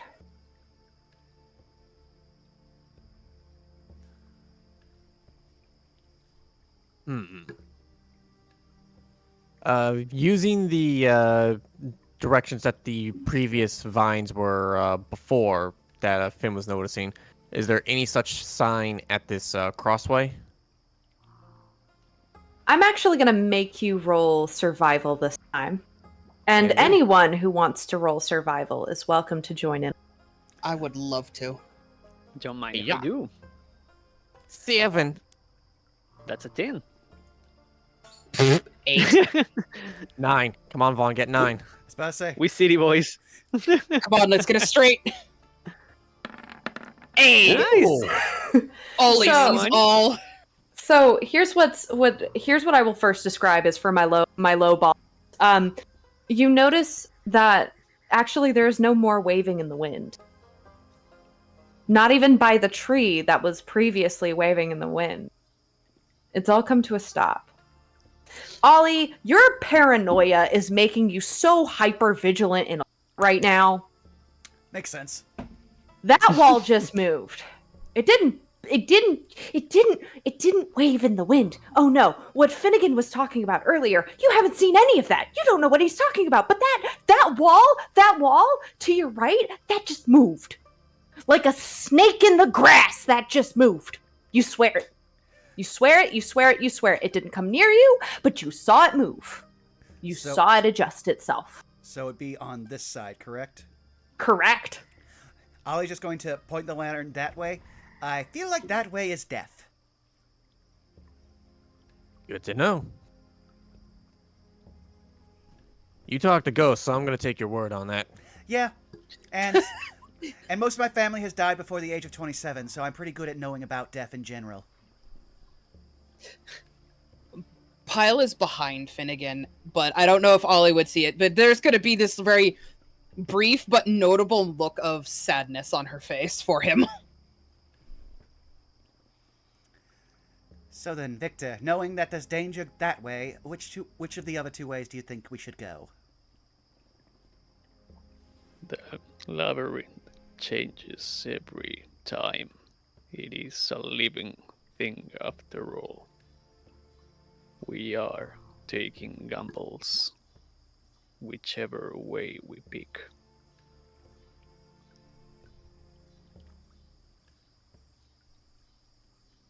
Passive perception from Finnegan. You Oh, dear. hear sounds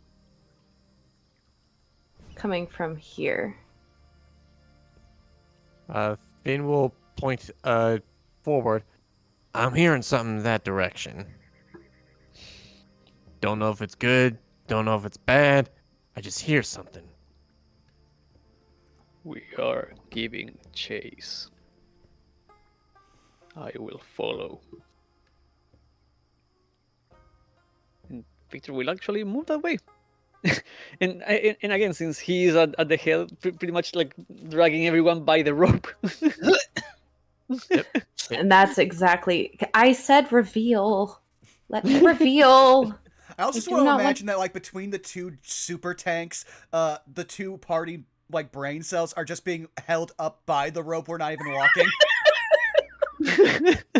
I mean, again, remember, you two are both over 7 feet, so at waist level for you is our shoulder level, so we're just getting upped. Give me just a moment before you move. All good? Mhm. Sure.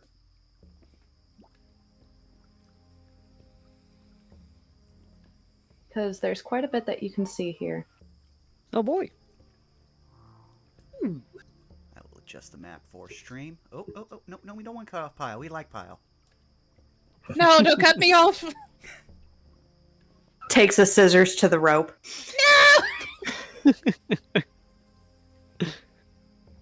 The rope cuts. Oh, I wound that.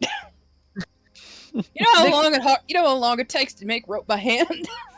Victor, A lot of time, actually.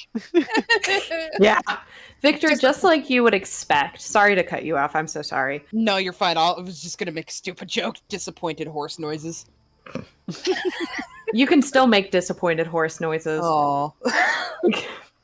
because just as you would expect from any maze, sure enough, there is another four-way cross, and you can see a little bit farther because you, in your dark vision, and also because of the hooded lantern, that there is. I can actually reveal actually a little, just a smidgen more actually, not too much more, but just enough where you notice a bunch of moving, waving vines down here, and you notice another pathway.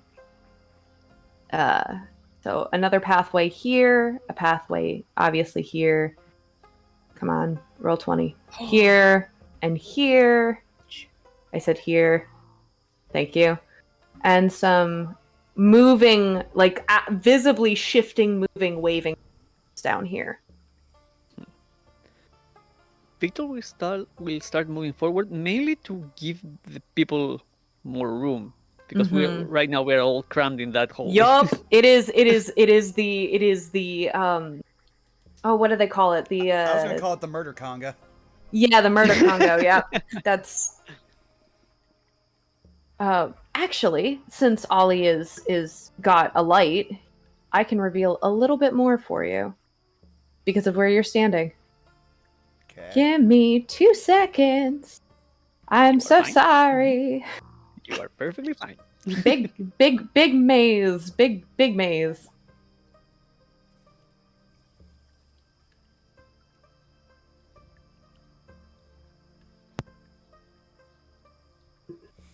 Big maze. I will ask a question. Ollie will peek down the death hallway and see if he sees any signs of death or gore. Which one? Point, click. Which one? The one that's the side that you said that we shouldn't go down. Always looking down to see if there's any signs that he was right. Okay. Well, the one that actually, sorry, I should clarify. The one that you were referring to is back up here. Ah. Yeah, but It's that we one can- up here. Oh. But we can tell if they loop around, because right here I'm seeing at least that it goes back. And I Same will for tell here. you this, Finnegan, and I would say Pile too, and you know what, all of you actually would pass this at this point because it's not like it's being stealthy. You hear something moving over Ooh. here. Ooh. You Uh-oh. hear a clattering, but not like something falling. Oleander, Mm-hmm. roll me your choice of nature or history with advantage. I will take the one I have a positive in. Do.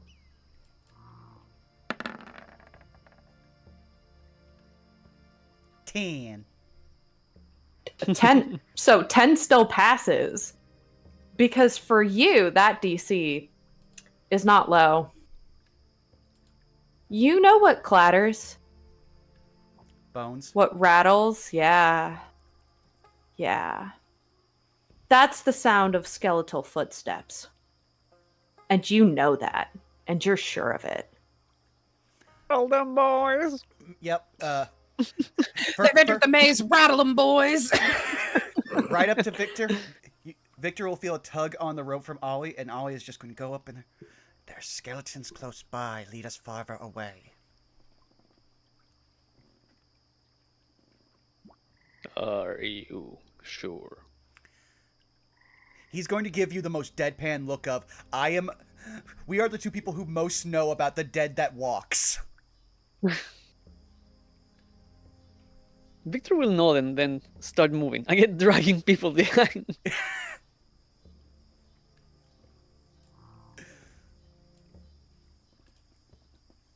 Yep. Fiends shall follow.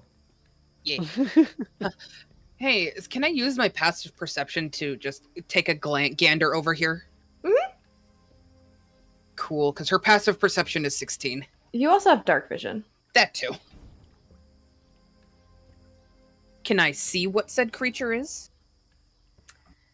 I'll do you one better. Uh-huh. Give me a moment. Give me a moment. Oh no. It's gonna take a minute because I gotta do.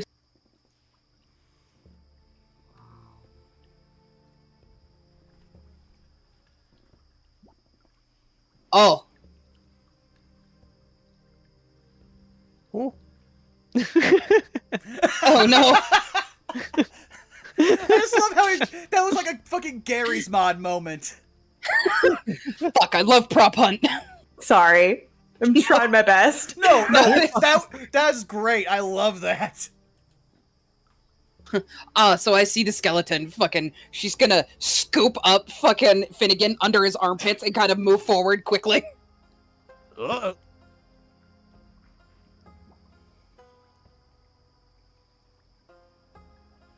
Once we're in the next area, she'll put him down. Sorry, I saw what it was. And to note, Pile, Uh-huh. it didn't seem to see you. Ugh.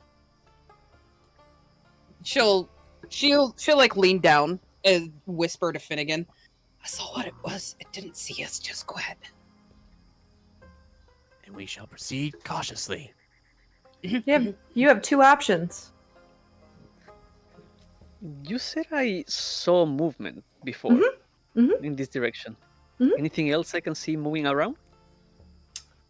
You notice it's really interesting. You see a couple things. From here, let me point. Thank you. You actually notice a bit of actual rolling fog moving between the vines, kind of dissipating out into the little section, this little hallway, if you will. You also notice, because I just realized where y'all are sitting, and specifically Oleander's position, you notice a few more vines moving, but you also notice a few little guys that are walking around. Oh. Oh, those look like they might be even shambling. Oh, those don't look friendly. They rattle. They shamble. What's next? And you also notice that same red mushroom that you saw earlier off the path that you also saw back here. You saw a little tiny one back here. You see a little bit in that fog. A bigger one right here. But yeah, you definitely see those vines are moving. You see other vine-like creatures. I mean, these guys that haven't seemed to have noticed you yet are 7 foot tall. They almost look humanoid in shape, but it's almost like if you made like a man out of sticks and out of twigs. Its limbs are like bundles tied together. Its body just like driftwood that's hugged together perfectly tightly together, as if it was made to sit in that twisted, dried out form. And both of them look uniquely similar, but very different in that manner. Do they seem to spot us, though? They currently have not made any indication that they have. In fact, one of them moves off into the darkness. Victor makes a sign for everyone to stop. Stopping. There are things ahead. Yes, I see it. You know, you gotta give credit to the Golgari. So much with so little.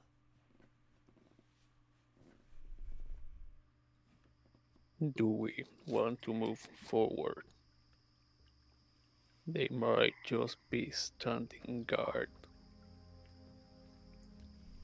I guess that depends on what's over here on the left, if it just leads back. I just saw another one come from the darkness. I think possibly checking out the unguarded path would be to our benefit right now. Well, we can't go back because there's a skeleton. Fair enough. She says, looking back over her shoulder to see if it's popped around a corner. You don't currently see a skeleton. Until after a moment, you watch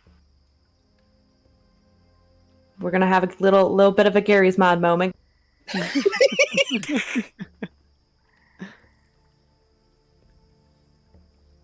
Hold on. Hold on. Hold on. Ah! Come on, cooperate. It really is a Gary's Mod moment. Uh-oh. I assume we're moving. Oh yeah, Pyle is gonna fucking pick up Finnegan again and kind of just usher him forward. Okay. Whoops.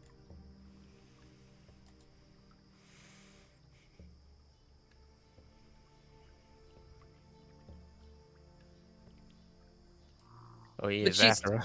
Yeah, but she's still actively keeping an eye on this direction, keeping an eye on our backs. It didn't seem to notice you. She exhales, and then she pats Finnegan on the shoulder. She doesn't say anything, but she's looking at him, trying to be quiet, and just very apologetically like, sorry. You are fine.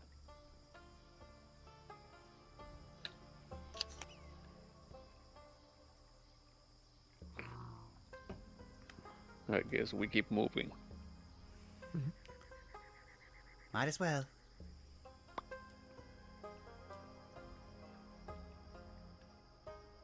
And all Victor these looks Garys. at. Yep, Victor looks No, at Finnegan. I was gonna make a stupid joke. Go ahead. Anything else catches your eye?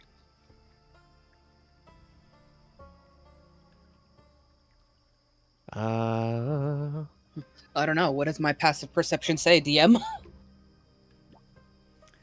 I also think everyone in the party except Citric has a high passive. Yep. Which is funny that he's leading us. Uh-huh. Uh-huh. That is not lost on me. Yep. Listen, Victor's doing his best. He sure is. My your passive is Go ahead. No, you first. My passive is a 13. It could be worse. It could be so much worse. But to answer the question, the passives, these walls are still for the moment. You feel the breeze continue to just sort of whisk around you. The sound of rattling bones has faded for now. The sound of creaking wood from to your south pauses, completely halts for a moment.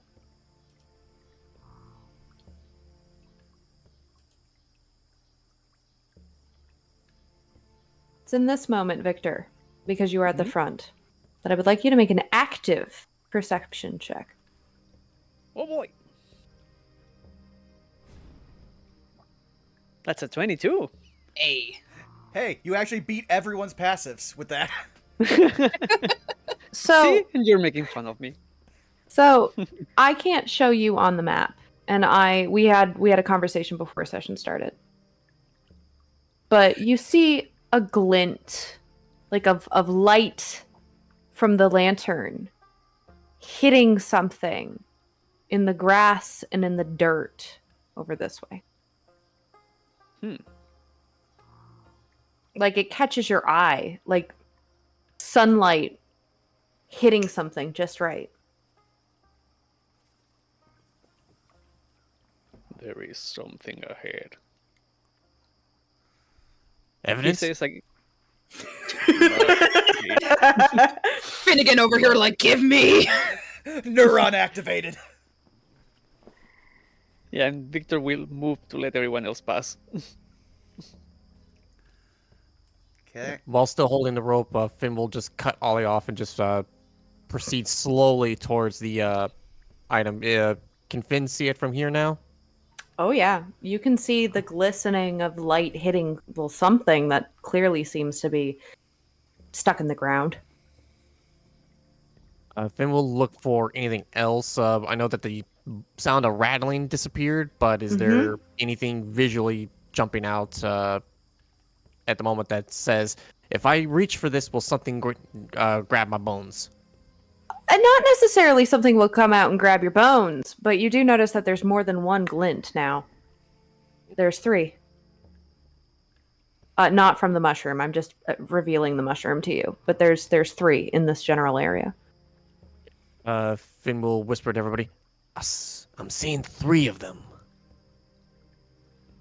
I'm going to maintain my hold on the rope as I start to slowly approach each of the items. You said that there was one here. Where were the other 2? They're basically all in the general vicinity. Okay. Then Finn will slowly tiptoe his way over to that spot. Alley-oop. And then try to see what's down there.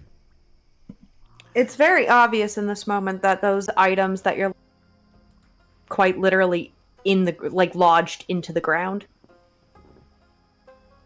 But you do notice that they continue to glint and shine in a very metallic way to the light in your lantern.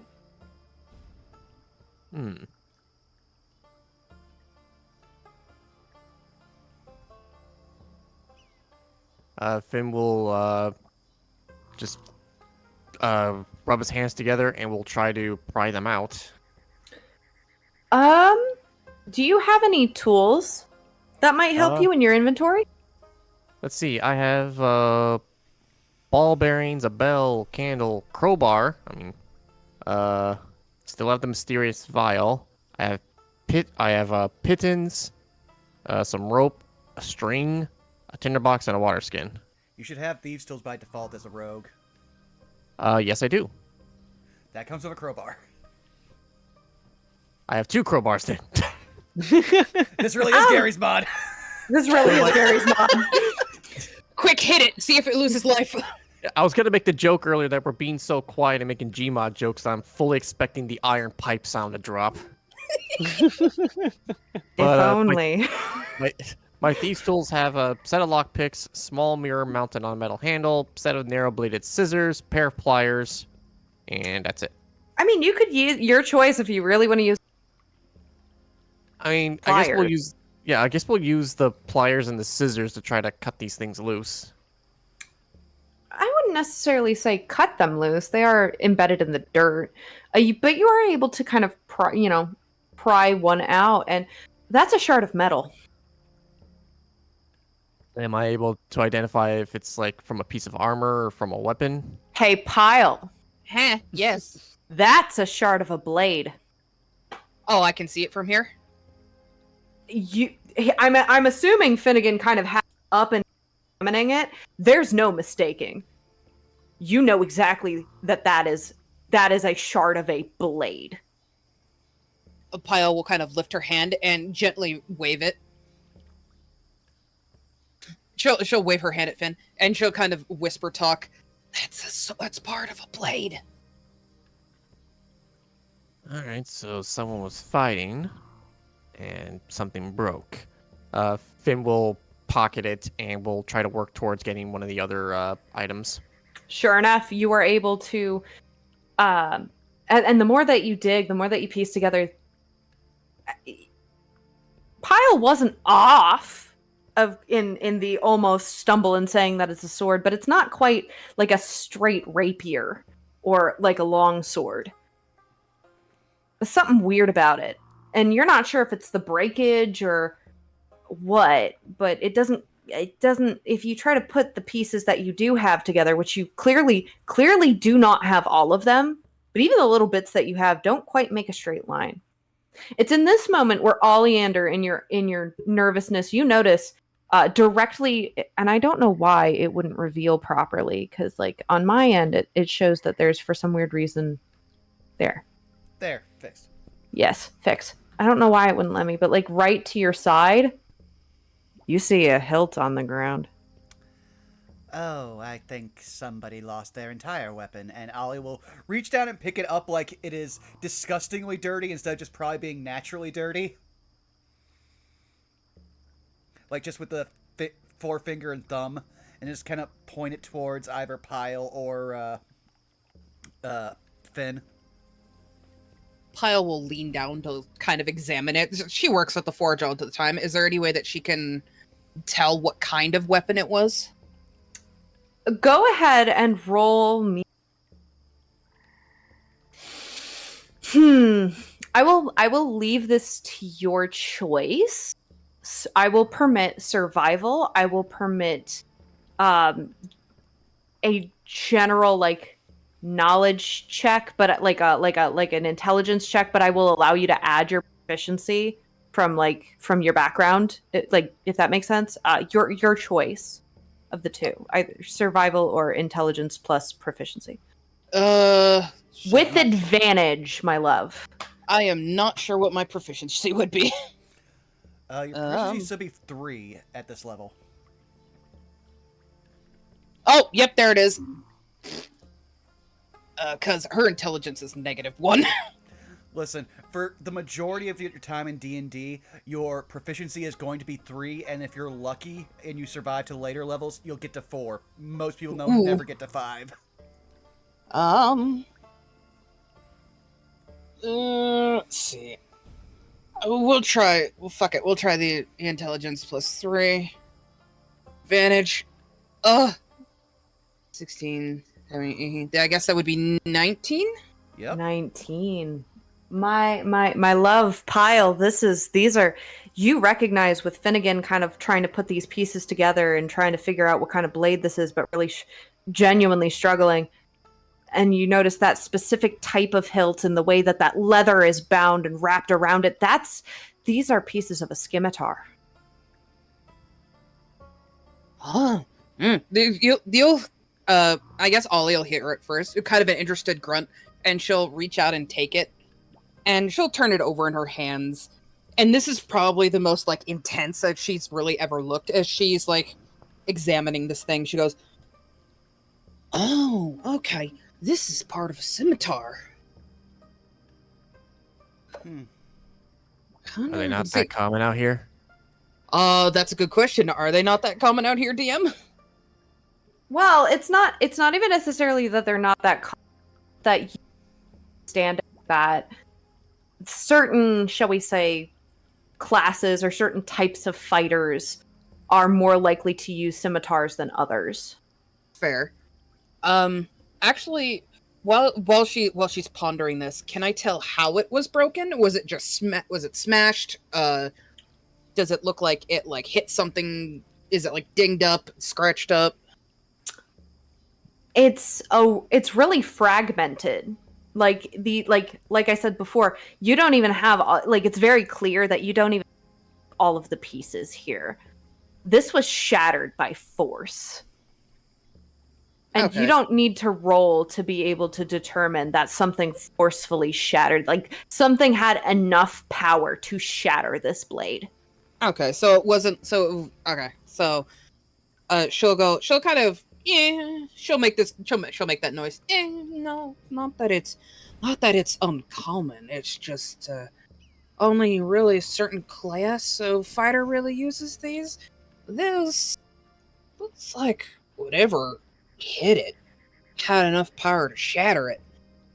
This thing's... I mean, if I had all the pieces, I could probably fix it, but... Well, we're at a crossroads. We know which way that path, and he gestures over to here, led. We can either go straight from here, down a path we didn't take, or head towards those Golgari zombies. Well, you might want to be careful heading forward, because this is where I saw that skeleton come from. At this point, a single skeleton doesn't scare me, but there's at least 3 zombies down that path. Mm? Mathematically, our best option would be going forward, then. Remember, we would be fighting in a hallway if it comes to that. A fair point, as Finnegan will make a after you gesture to Victor. Victor will nod and start moving. And This before forward, you... right? Actually, before you move, before we decide anything, I think right now, especially since, unless there's anything else that you want to the scene with this specific area looking around, I think now is actually a really good time. Yeah. Your mic cut you off, but I know exactly what you were going to say. That's the perfect time because I also need Break. to use the bathroom real bad. Yep. Now's a Yeah. good time to take a break. So I'll All be right, right I will back, be chat. I will also be right back. Meanwhile, our host and some of our players come back. How are you doing, chat? How's it going? Are you drinking your legs? Stretching some water? You better be. Hydration is important. Bob, shut up. No. Bad Bob. No deers here. Happy to see some new faces in the chat today, or at least new for me. Hello, hello. I hope you all are enjoying this. I hope the players. I hope you all are. Oh, I am having a blast. It's always fun to be here.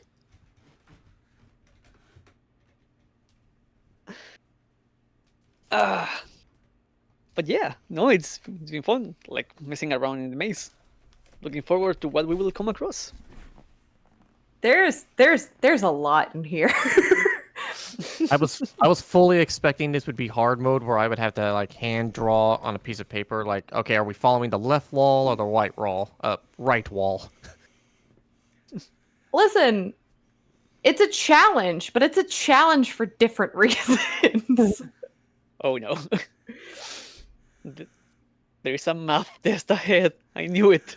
The worst part is, like, I would have been good for at least one combat in this maze if I hadn't burned my Shroud of the Unquieted Dead on a slime that we didn't need to kill. Choices. Yeah. You chose violence. Like, because that specifically does one thing.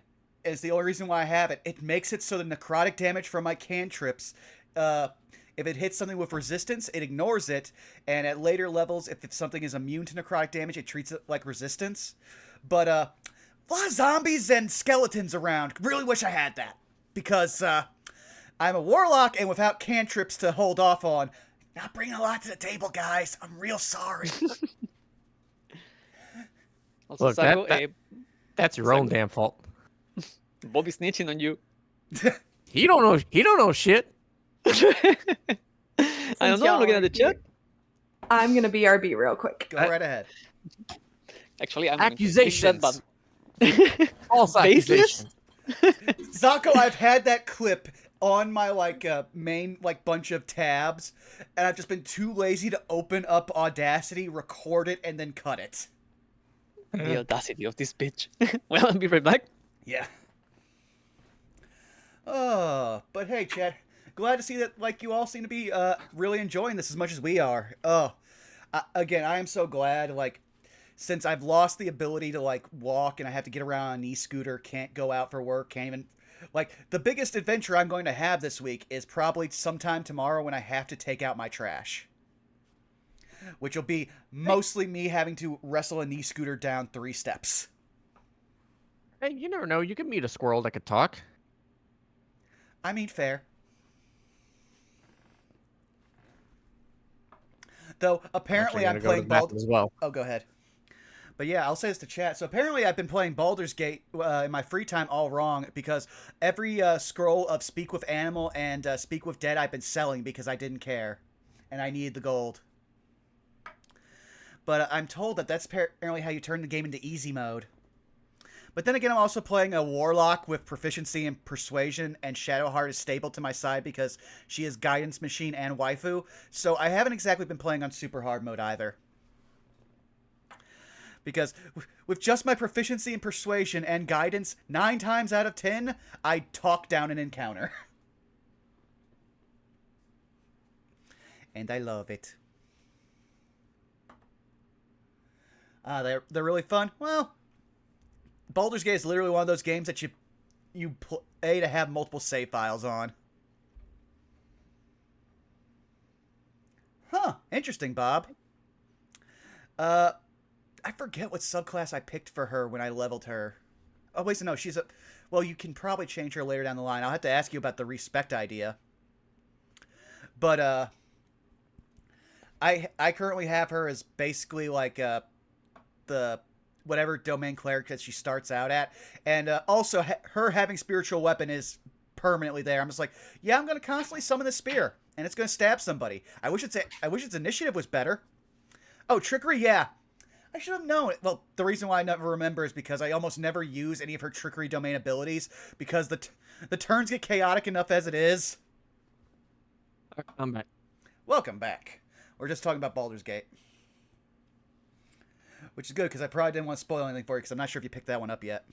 So Kev gifted it to me, and I've been like vaguely following people who have been posting about it, so I have like little context for anything outside of Karlak, good, Shadowheart, good, the Gith Yankee one. I mean, if you're into it, sure. So, apparently they patched out the horny. I don't believe it, but I also haven't played since they patched it out. Literally, like, the 15th conversation I had with her, she was literally like, I want to taste your sweat, and I was like, oh, let's calm down here. I prefer Mass Effect romances to this. Fair enough, but I do plan on playing it eventually. I'm just waiting for the initial hype to die down and also just to free up my schedule because I'm in that situation where everybody wants to either party up or be upset that I'm not partying up with them. Like, nah, man, I want to do this solo for a while. That's fine. There was something I was just about to say. Also, a big warning, because I know you've also are trying to get streams back up, is a huge commitment to download that. Yes. Yeah, that's like a Halo Master Chief Collection commitment, which was one of those things where I love playing Halo and doing stuff with friends, but I'm a streamer and I need memory. Yeah, that's actually why I've got two drives on my computer. One for games and one for production, which it's already a quarter full because of all the M&W I've had to record. I feel for you as somebody who literally, like, when I started, I was like, okay, I'm gonna do a YouTube channel. And now every episode of anything is literally just immediately after OBS is done putting into my videos folder, goes out of that into my terabyte hard drive.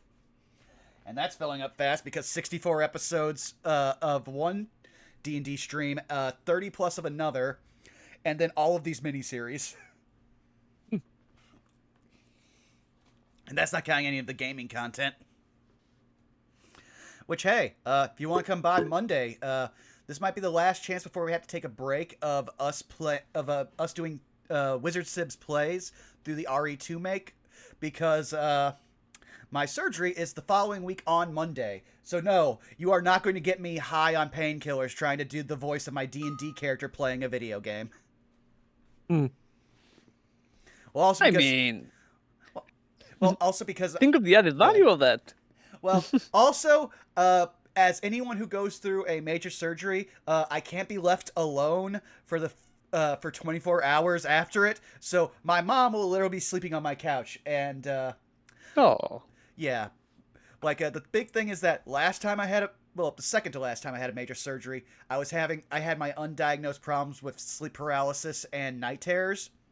So eventually, once I got out of those, I ended up staying up for like 14 hours, and part of that was me just hopping in on one of Sean's streams and hanging with him and Bosco and talking wrestling for like 3 hours, keeping her up, because this is at like 3 in the morning. So yeah. But other than that, yeah, I've been having a lot of fun, and I'm super looking forward to our stream tomorrow, Zako, even though it is going to break me.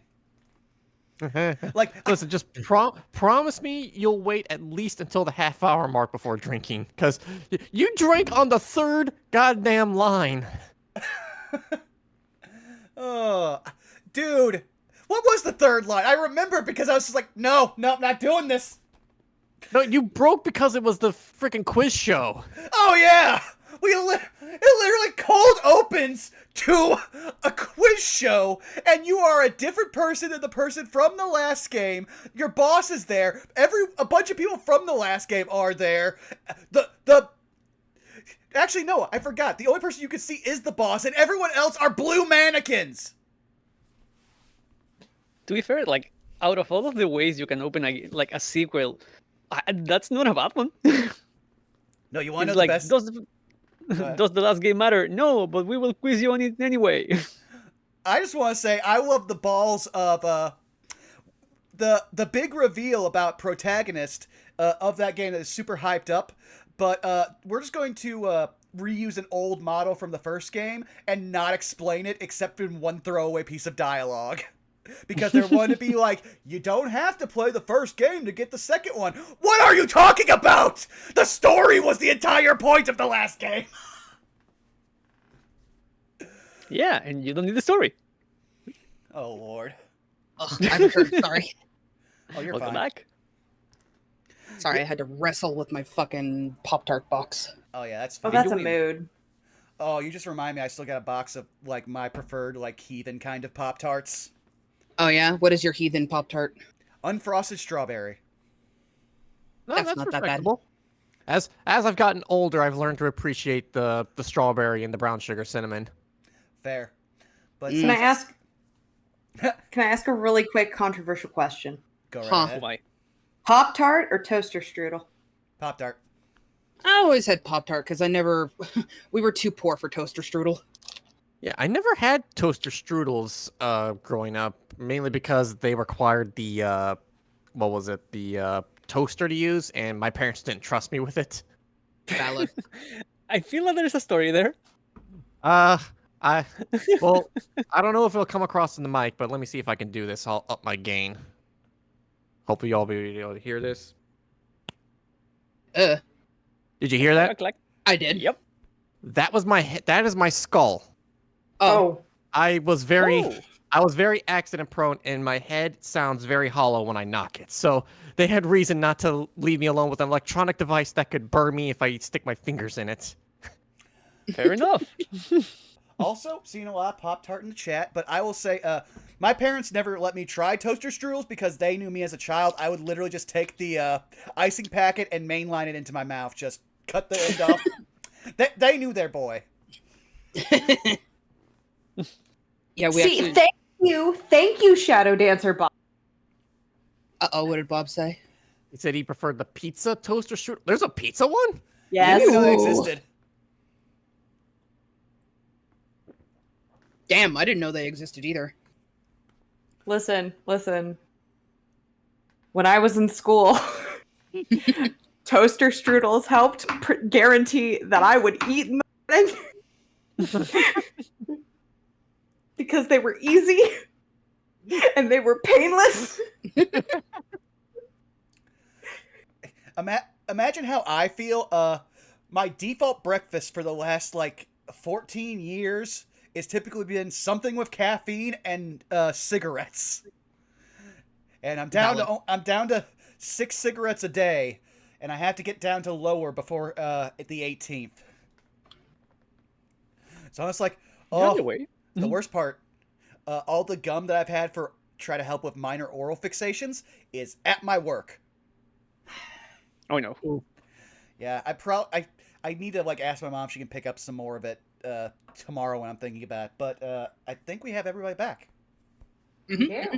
Seems, yeah. I have... on the topic of Pop-Tarts, though, I am a little disappointed with the pack I picked up, though. How so? I was told that it was banana bread flavored. It tastes more just like the fucking was it cinnamon nutmeg more than it does banana, and I'm disappointed. I should have got the Boston creams. Wait, it was a toaster strudel pastry filled with pizza, but no icing? Now, what's the point? Why do you want icing on a pizza? Isn't that just the pizza sauce? All right, listen here. I don't want to go down this rabbit hole. I feel like we'll summon Jake any moment. Listen, I just realized something. On Pack Tactics, we have coffee sins. On Districtly Professional, we have strudel sins. Or pizza sins, whichever you want. Pizza. My kingdom for a pizza. I just had pizza. Okay. I'm not allowed to. All right. I'm not allowed. Are we ready to get back into it? Yee. Yeah. Uh-huh.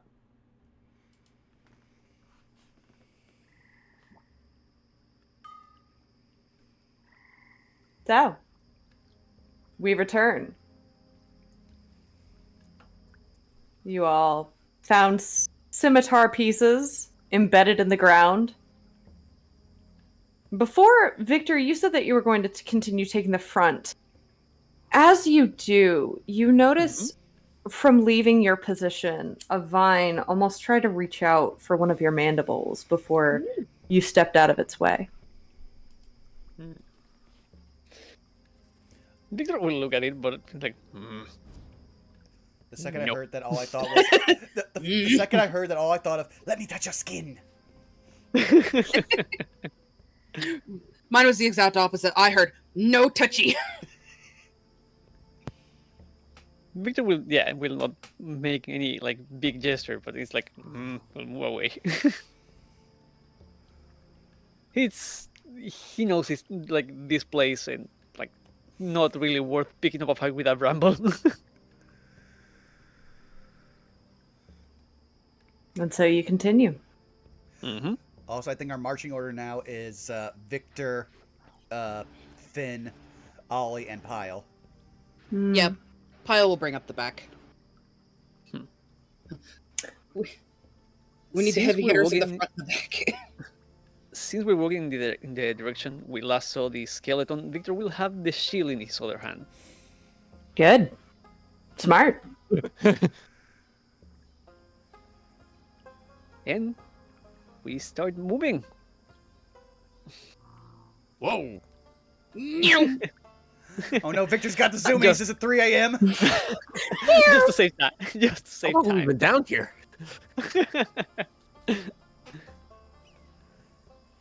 You open into... Oh, come on. Well, actually, that should be... Hold on. We are Ironically, mapping. that is literally as far as You the got lantern this. goes. Maybe a little bit up around here would also be revealed. Yeah, no, you're good. I was trying to get it to cooperate. You open into a much larger space, actually, where you see trees growing in the vine. You notice that orange mushroom from before is present on the other side where the red mushroom is. You also hear the sound of rattling, that familiar sound, coming from this direction.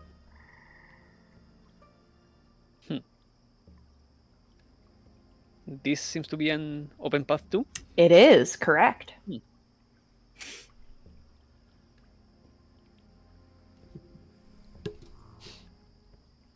Again, like, Choices. Victor points the two hallways and looks back at the group. Where? I almost feel like we should just deal with the skeleton so we have the upper part safe. Yeah, if it's just one, we might be able to handle it together. Fair enough. Victor actually will let go the rope and go for his axe with the other hand. Axe is out. Be right back. You are literally Mad Max Fury roading us, and I love it.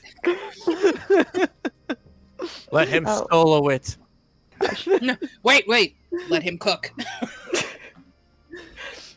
So because you have your lovely dark vision, I can actually give you the fire Yeah. section. Oh, You are coming full force at the skelly, and if it had eyes, it would lock eyes with you. I suppose now is when we roll initiative. Oh boy! Everyone What else are can you join in the fight. What are you We wa- talking about? We're way back here. He said, "Let me take care of it." Yep. Yeah. I mean, I'm kidding. No, you're perfect. But I'm saying like everyone can join, but like Victor is going to do this. Just matter of fact, it's like there's a fight. Okay, be right back. Finn is also going to roll initiative. Damn it. Just to do a funny. Do Roll a 20. funny? I swear to Christ. well, It didn't pop up, but Piles was 13. No, it came up on mine. It did. Oh, did it? Oh my Yeah, gosh. but I also okay. love it. Of course, the cleric would say that. Of course. All right. So this is really funny to me. This is really funny to me. As Victor, you bolt forward, full speed ahead. The skeleton sort of tilts like tilting its head to the side with cracks. Looks at you and then proceeds to almost like shift its body into its own sort of sprint as it approaches you. Jojo, get your Jojo joke, Jojo jokes out of the way. Actually, no. I'm gonna go for a deep pull from what you just said. From the way you described it sprinting, I was imagining the sprinter from Tenchi Muyo. Good. And it is gonna immediately go in, swing with its sword. Mm-hmm. I don't think that's gonna hit though. Is it? No, I don't think that's... No, that doesn't meet your AC. I know what your AC doesn't meet your AC. It has to... Hmm? Go ahead. So it goes in to swing with its sword, and you just kind of... I like to imagine you just use, like, your shield to just kind of bat its sword away. Mm-hmm. And it's gonna try again. Well, it has 2 attacks. It's gonna do a lot better in this exact moment, as that is going to be a 22 to hit. Oh yeah, that hits. So, it sprints at you. You bat away the sword the first time. It's gonna actually take that momentum and swipe in with an undercut, aiming for your mandibles, to try to disarm you. I will, just for flavor, I won't actually have it disarm you. It's not strong enough to do that, and I know that for a fact. But it is going to do. That's a solid 7 points of slashing damage. That's an ouch. Yeah. Yeah. And that's the little skelly boy's turn. Pile. This skeleton is out for blood. Let's see. Hold on. I have to do some fucking measuring. Hold on. From here. Ah, damn it. Let's see, hold on. So, if I move around Ollie here, can I? Excellent, wonderful. Well, actually, hopefully that doesn't hit Victor. I don't think it will. Depends on what you're trying to do. I'm trying to use her charge. I'll try to use this. If you move at least 30 feet straight forward at a target and hit it with a melee weapon, you can immediately follow it with a bonus action. I'll allow it. Okay. And so they'll just see Pyle kind of move slightly around Ollie and Victor, and she just fucking bum rushes. No, that's the wrong one. I need this tool. Bum rushes forward right about... Where's that alt button? There it is. Here. And she's going to just fucking raise up on her back feet and clobber it with her front hooves. Oh, 23 to hit. Beautiful. Yeah.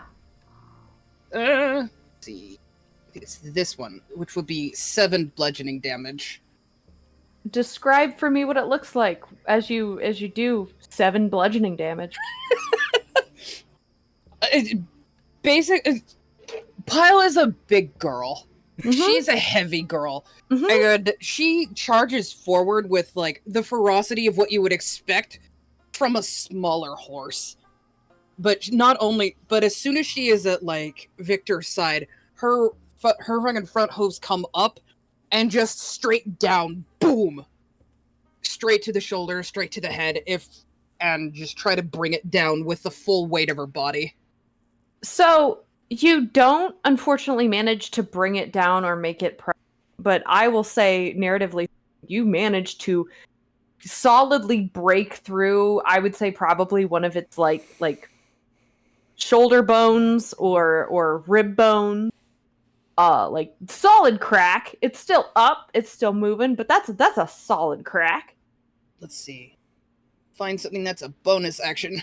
No, the I know I hoof have- attack is a bonus action. Yeah. Oh, okay. Well, then, since I have a regular action, then I'll fucking swing down with the mace with their other hand as soon as she makes contact with the ground again. Hit. Oh! Oh no! Cool, Good. I'm either hitting myself or Victor. So, this is where I ask you, high or low? Hi. It was high. Oh, cool. But it's going to take an opportunity attack because you missed. That's fine. I deserve it.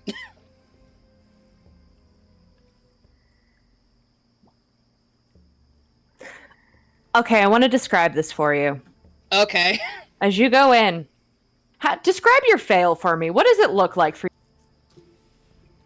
Let's see. Well, okay, so I'm looking at my art. I'm looking at her art right now. So her mace would be in her left hand. So hopefully she misses Victor while she swings. Maybe a little too hard and kind of clocks herself in her snout with her wrist.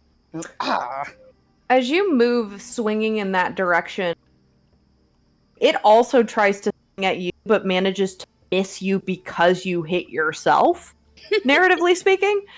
Is it also crit failed? And this is where I have to ask, because I am a proponent of this, and I am terrible with this loophole. Victor, would you like to take an attack of opportunity? Oh boy, I do. Yes. God, Victor, please. Yeah, like for once, like Victor was like running in, charging, takes the first blow. He sees like Pyle coming out of nowhere because as far as like he's concerned, he's like, "Be right back." And what are you doing here? Like, whoa, Bitch, what have you done? And then you see both of you like start swinging and missing. He's like, whatever, and takes a swing at the confusion. That is. A 10. Don't think it's going to hit. Roll me damage. It's a skeleton, man! I can't believe I'm fucking Looney Tunes with the goddamn skeleton. This is so funny. So, wait, I have it as. Give me a second. Let me check because it says 200. D10. Yeah, no. Let me fix something here because it's going to roll a D10, and no, I'm rolling 100. Yeah, I forgot to. There we go. 9 damage. How do you want to kill this thing? Thank God. Like, he's seeing these slab fights explode out of nowhere. Like, that, and he goes with the axe and just slam it on the skeleton's head. And it just crumbles. Like, you manage to like solidly crunch into the thing. Yeah. Yeah. Yeah. You're out of initiative. Seeing the two largest people in the party just immediately annihilate this thing, Finn's just gonna give a quick pat to Ollie's shoulder. Look at us being the smart ones, huh? Are you looking at Ollie? Yes. You will literally see him have like one hand up with one finger, and you'll see a spirit behind him. He's gonna lower, and the spirit will fade away. Paranoid one, ain't you? If only you knew. And he is just going to walk up to Victor. Yeah, Victor is just dislodging the axe from the skull while he looks at Pyle. It's like, I said I was going to come back. But thank you.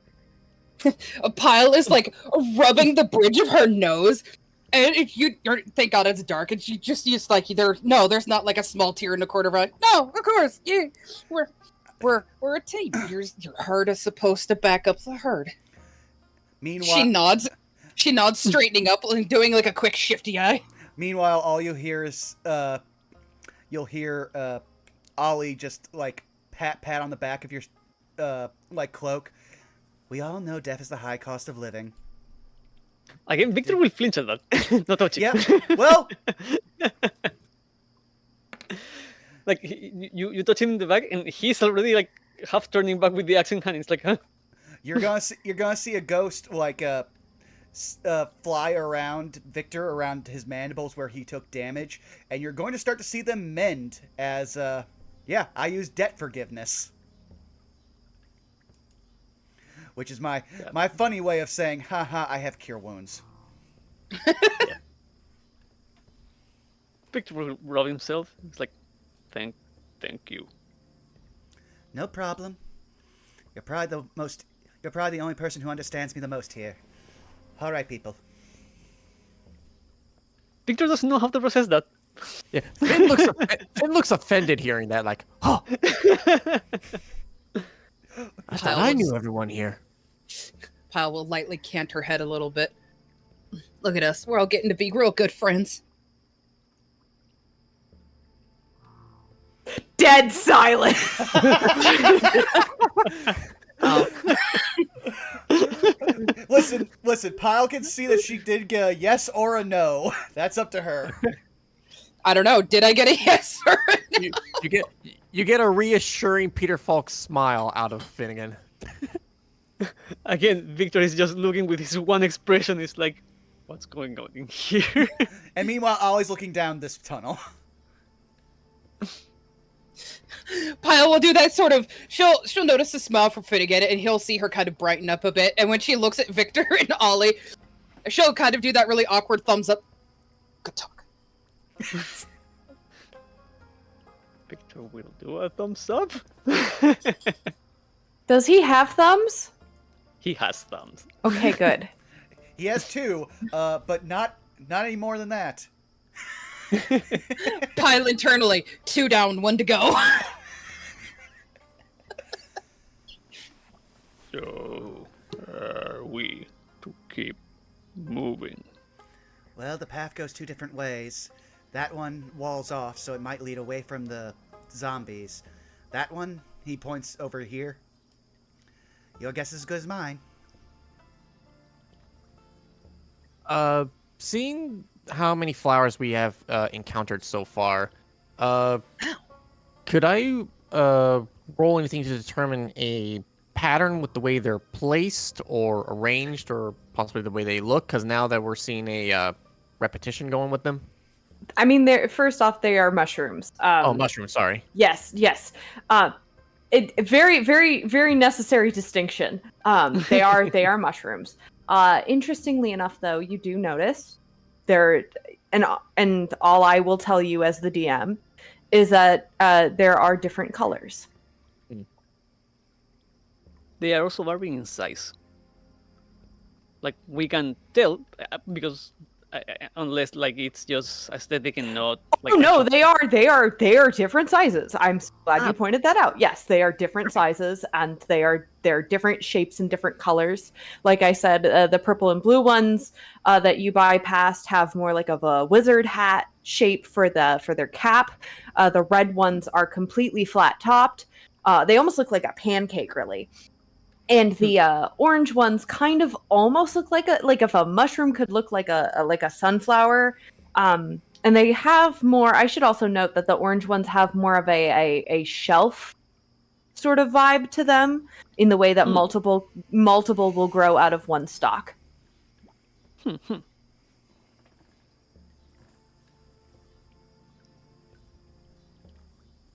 As like a native of the area, do the changing sizes tells me anything, or The sizes. Mm-hmm. Okay. Nature check with advantage. Ooh, thank you kindly. See, that's a 9. Oh my gosh. Wow. I'm smart. So here's what you will garner. Here's what because we talked about this. You don't necessarily know if they have like cultural significance or anything like that, but you do know one thing, and that is the larger the mushroom, the more nutrients it's getting, and the more potent its spores. Anything else beyond that, you're not really sure. You do, however, know the answer to that.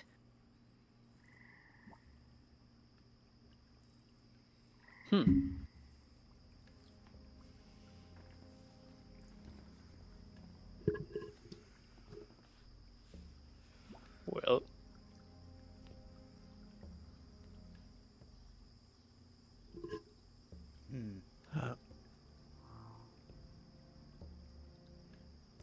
So forward or right, folks, as Finnegan breaks the silence. Looks at Victor.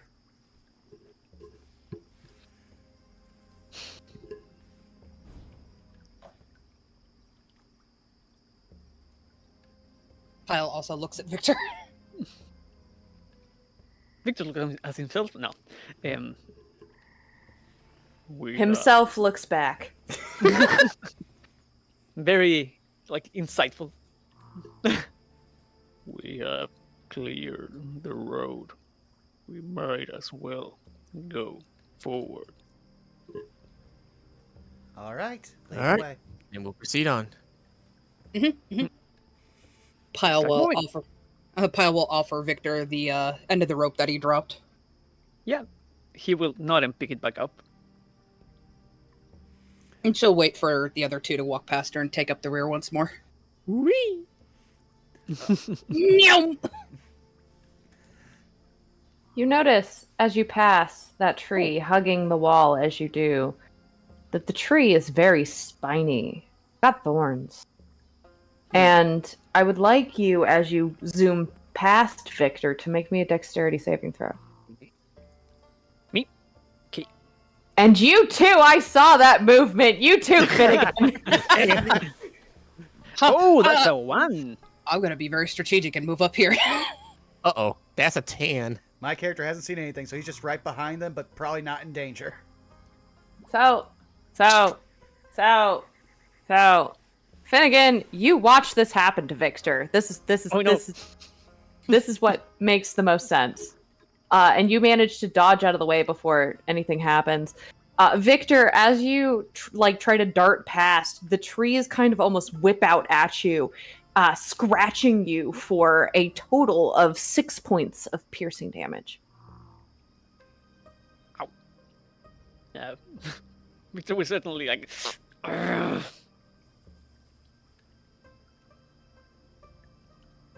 Looks at the tree. The tree Does it looks seem back. Does it seem like he's going to try to swing again? It does. I mean, the tree has now shifted back into its original position after swiping also at Finnegan. It's just kind of there. Victor will rub his wounds. Careful with that one. Ollie sidestepping. Yes, and noted. He will move. Splish. Finn shall avoid and follow through. Julie do. Keep on walking. Pyle, that tree is you know that tree doesn't have eyes, but that tree is The tree is what now? looking at you funny. Pyle will kind of squint at it, but she'll try to avoid it. You do. It's just bad vibes. Is it wrong? Bad vibes! Is it wrong that I just imagine that both Pyle and Ollie do the Sokka, point your eyes, point at that, point your eyes again at the tree. What a trap. Fucking, I'm gonna check his vibe. Oh, bad vibes!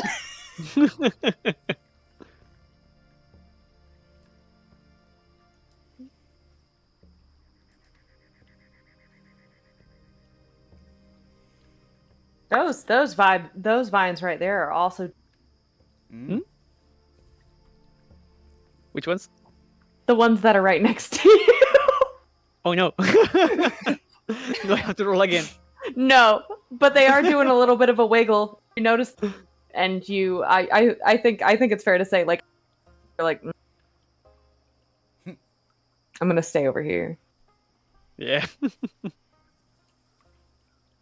So let me do some unveiling. Oh, Mhm. yep. Take your time. If Roll20 would decide that I have DM right, I don't want to turn on the fog of war. Let me live. No unveil. Thank you. No unveil. Only DM.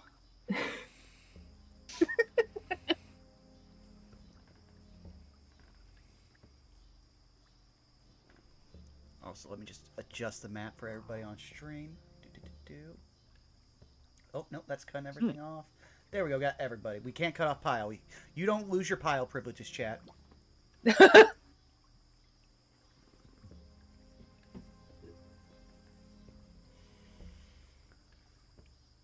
Okay, we got several paths, it looks like. Meantime, I assume we move to the fork Well, on the road. I would say that looks like it's a path. Maybe at least check it out so we get a look for it. All right, up here. Yeah. So. Meow. Meow. It's going to be so hard not to call this session the Zoomy Hour. I mean, If this was saved by a spell, yes, but this is something where I'm actually trying to make cool titles. To be fair, that is just the tokens. Victor is like by default he moves slow. totally. He a lumbery boy. Yeah.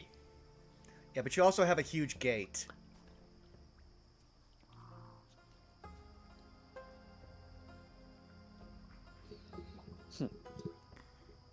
So the road loops around. There's also that little tiny bit. Is that unveiled? There we go. It's getting there. Okay, so it's mostly just wall. There's something hidden there. Oh. Yeah. I'm glad that Victor picked up on, like, hey, there's something Yeah. there. And it's interesting. Again, this is where we're gonna have to do theater of the mind, because this is an area of the map that I explicitly was like, I wish I could fit more in here, but there's only so much you can fit in a 5-foot square. So, Victor, as you are looking into this section that seems to be almost carved out of the walls, it's almost like it's odd when you're passing by it. It almost feels like you would miss it. And it's almost like it parts for you, opening up into an area where this entire segment of the wall is just covered in these shelf-like mushrooms. And as you continue to look, they begin to release in big puffs of like almost releases of air, clouds of spores. Victor, I would like you to make me a Constitution saving throw. Oh boy! Uh-oh. You're fine, you can do this. 22 works for you?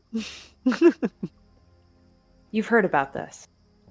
This is one of the defenses of the Golgari maze. You know of this. You know to keep an eye out for this. You literally inhale and, like, hold your breath. You don't know what it does, but you know this is probably one of the mushrooms, the types of mushrooms that spores, shall we say, act as a defense mechanism for the maze. And for the Golgari as a whole. You don't know much about the mushroom itself, what its capabilities are, but you've heard of this, and you're prepared, and you steel yourself, and you hold your breath, and you withdraw. And from Oleander in particular, and I'd say Piled perspective, you watch as Victor pulls out, and this cloud of orange-like smoke follows after him, heavy in the air. Ollie just grabs one of his, like, large, like, epaulette collars and just pulls it over his face. We have to avoid that one.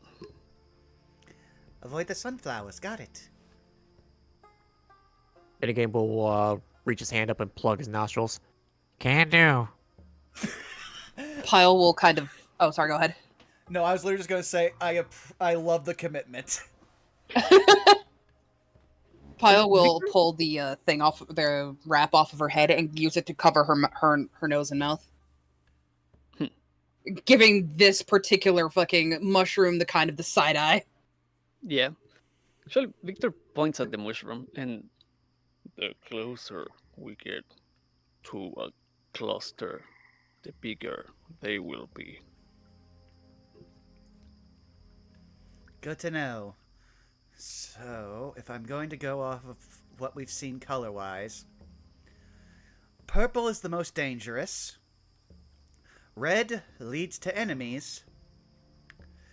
And the sunflowers act as their own defense. I think we're on possibly the right path. Out of curiosity, the spores, like at least like the ones that I've seen so far, that is like the orange ones, do they match at all with the ones we found in the vault? Roll me a history check. Boy.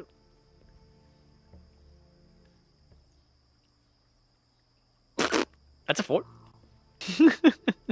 You gotta think on it a little bit. Mm-hmm.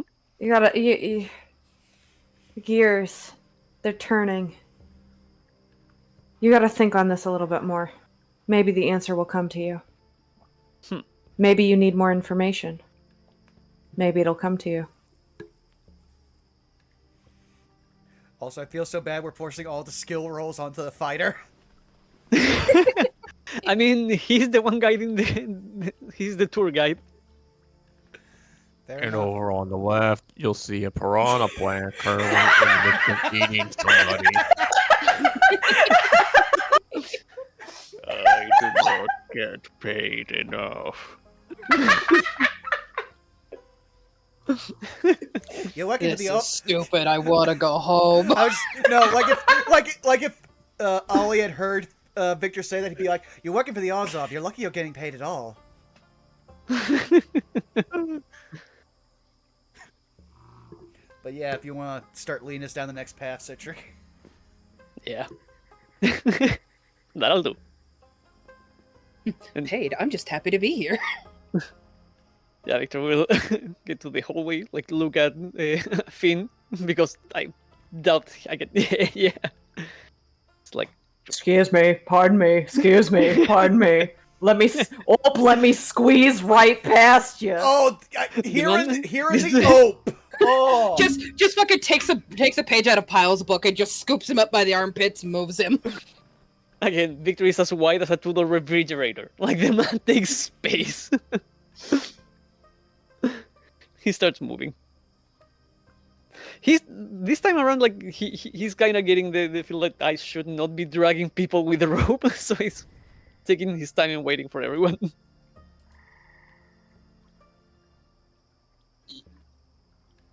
Oh no, the child leash is broken. Oh no! If we can't afford a child leash for Ollie, we got to get one of those like harnesses with like the straps so that they can walk around, but you can still tug them. I'm more imagining like literally the SpongeBob giant guy for Plankton turns around and the papoose is Patrick.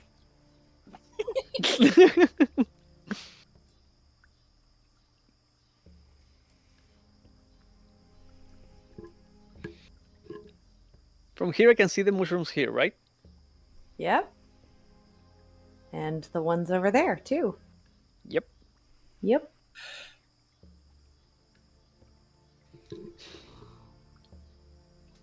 We may be close to a cluster on either side. Do we want to continue? Well, it's either that or try to go back and fight the zombies. You decide which is the lesser evil.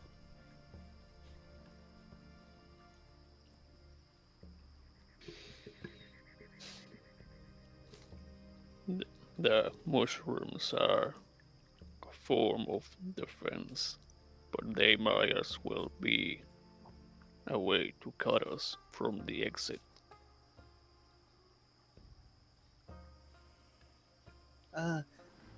What exactly do they do to you?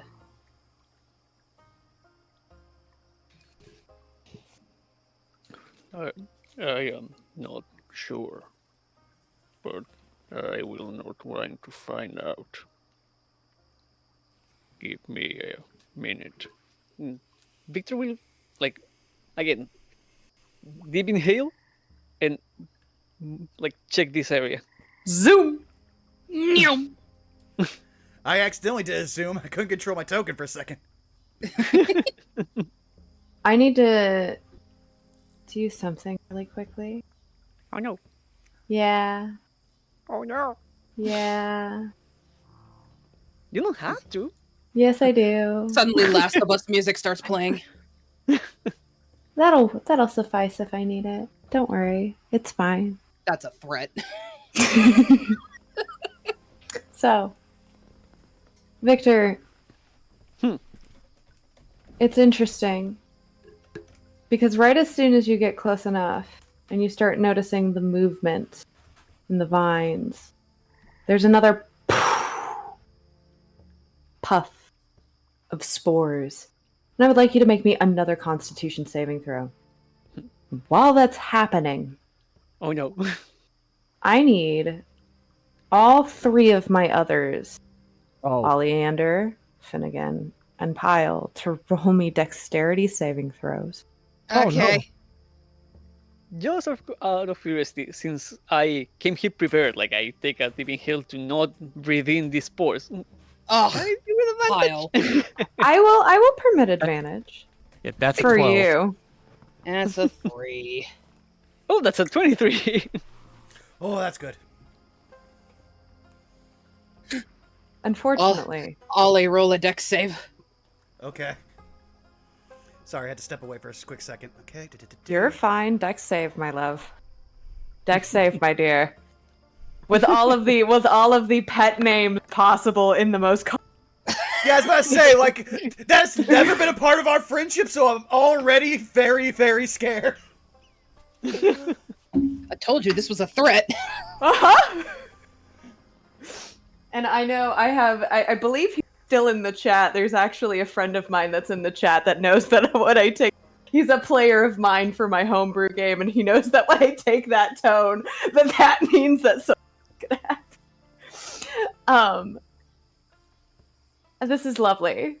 Victor, you steel yourself in this moment. You are not going to be, shall we say, taken into a worser state.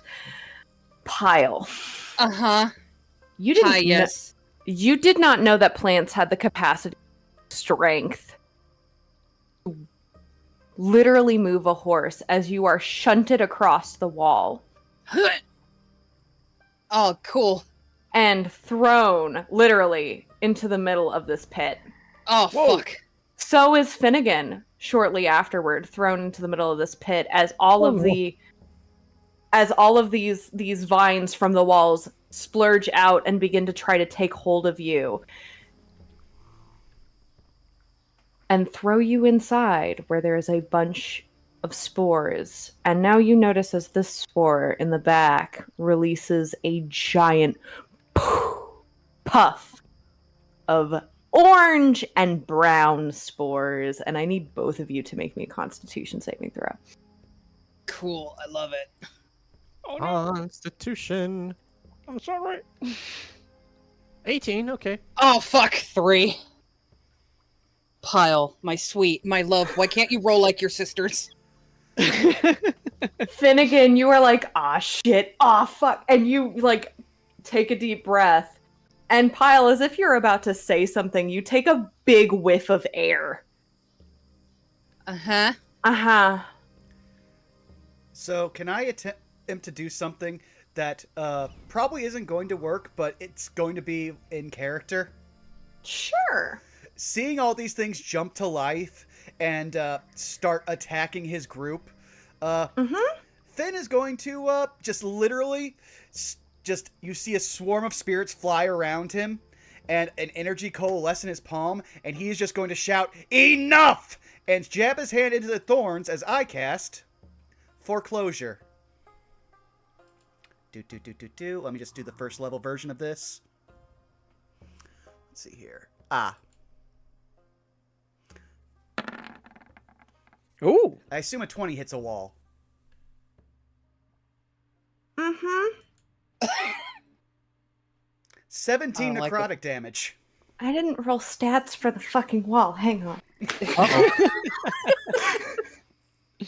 Yeah. All right. Fun fact, Pact of the Spirit lets me have inflict wounds, which if you're a warlock and you get inflict wounds, Yeah, no worries. Describe to me, like, you said that you jam your finger into the wall. Like, what, like, it says necrotic damage. What do you imagine that looks like? I'm literally just imagining he grabs the first branch or whatever he sees, and literally all of the spirits that just start swirling around him, like, just fly down that arm and into what he is holding and just start wailing. Okay, so.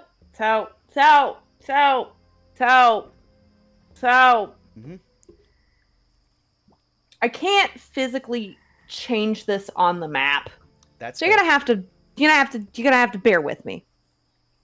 The way that I'm going to rule this is that, much like other stats that I have used in the past, though slightly different, you essentially like cause that little segment of the wall to wither, and all three of you, which I will still tell you what happens to Pyle in just a moment. But all three of you inside this segment, and you as well, Oleander, notice as there's like this high pitch, almost like tea kettle, like whirring sound, and all of these vines begin to like thrash and flail, and like the wall itself moving in like almost like shock at what has happened. As Ollie, you straight up burn a hole, or wither a hole, if you will, through this wall. At which point, like, he's not even noticing the holes in the wall. He is just looking at Victor. Get Pyle! Pyle. Victor will. Uh-huh. Go ahead. Really quickly before Victor, because absolutely. I think that this might impact the way that you interpret or decide to do this. Pyle. Uh-huh. You begin to hear the voices of colleagues over at the Boros Legion whispering in your ears taunts. And for a moment, you have a difficulty determining whether or not, like, your surroundings are real, as you begin to also see things moving, as if things like creatures, animals, skeletons, ghosts maybe, are moving through the walls and in the vines, reaching out towards you. For mechanics' sake, this is the equivalent, if you will, similarly functioning as the hypnotic pattern spell. But the flavor text, if you will, is a little different. Uh-huh. And you do take...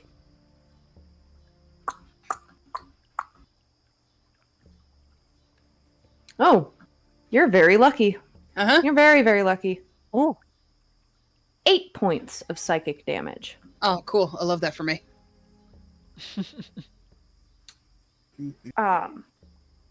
So Victor, Yes. we resume to you. Ollie just told you to get Pyle. Yeah, and Victor immediately just jumps and grabs Pyle.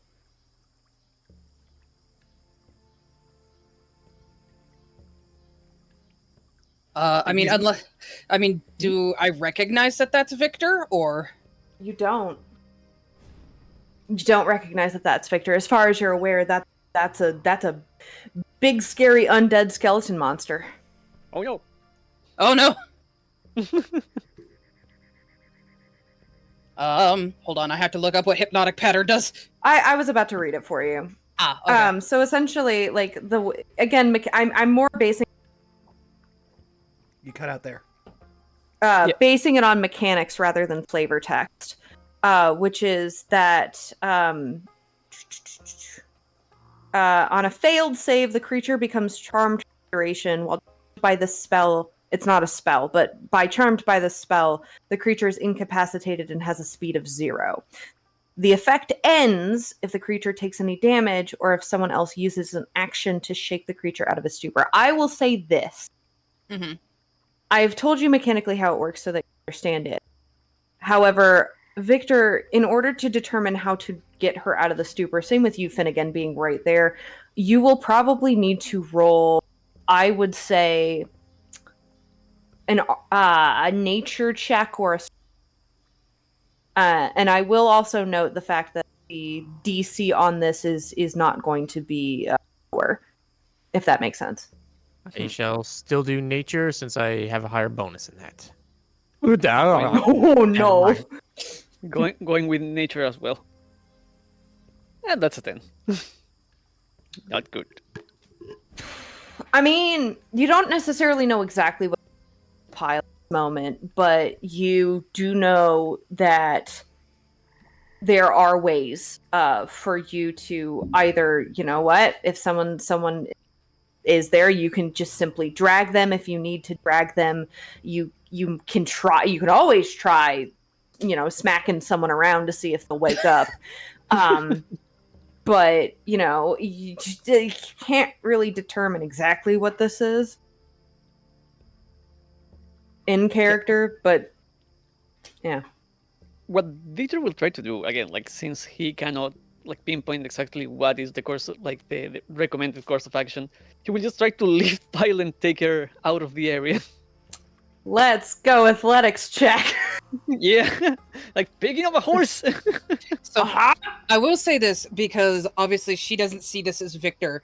Should I roll an opposing athletics, like to try to get away from him? That is up to you. If you would like to resist, then you may.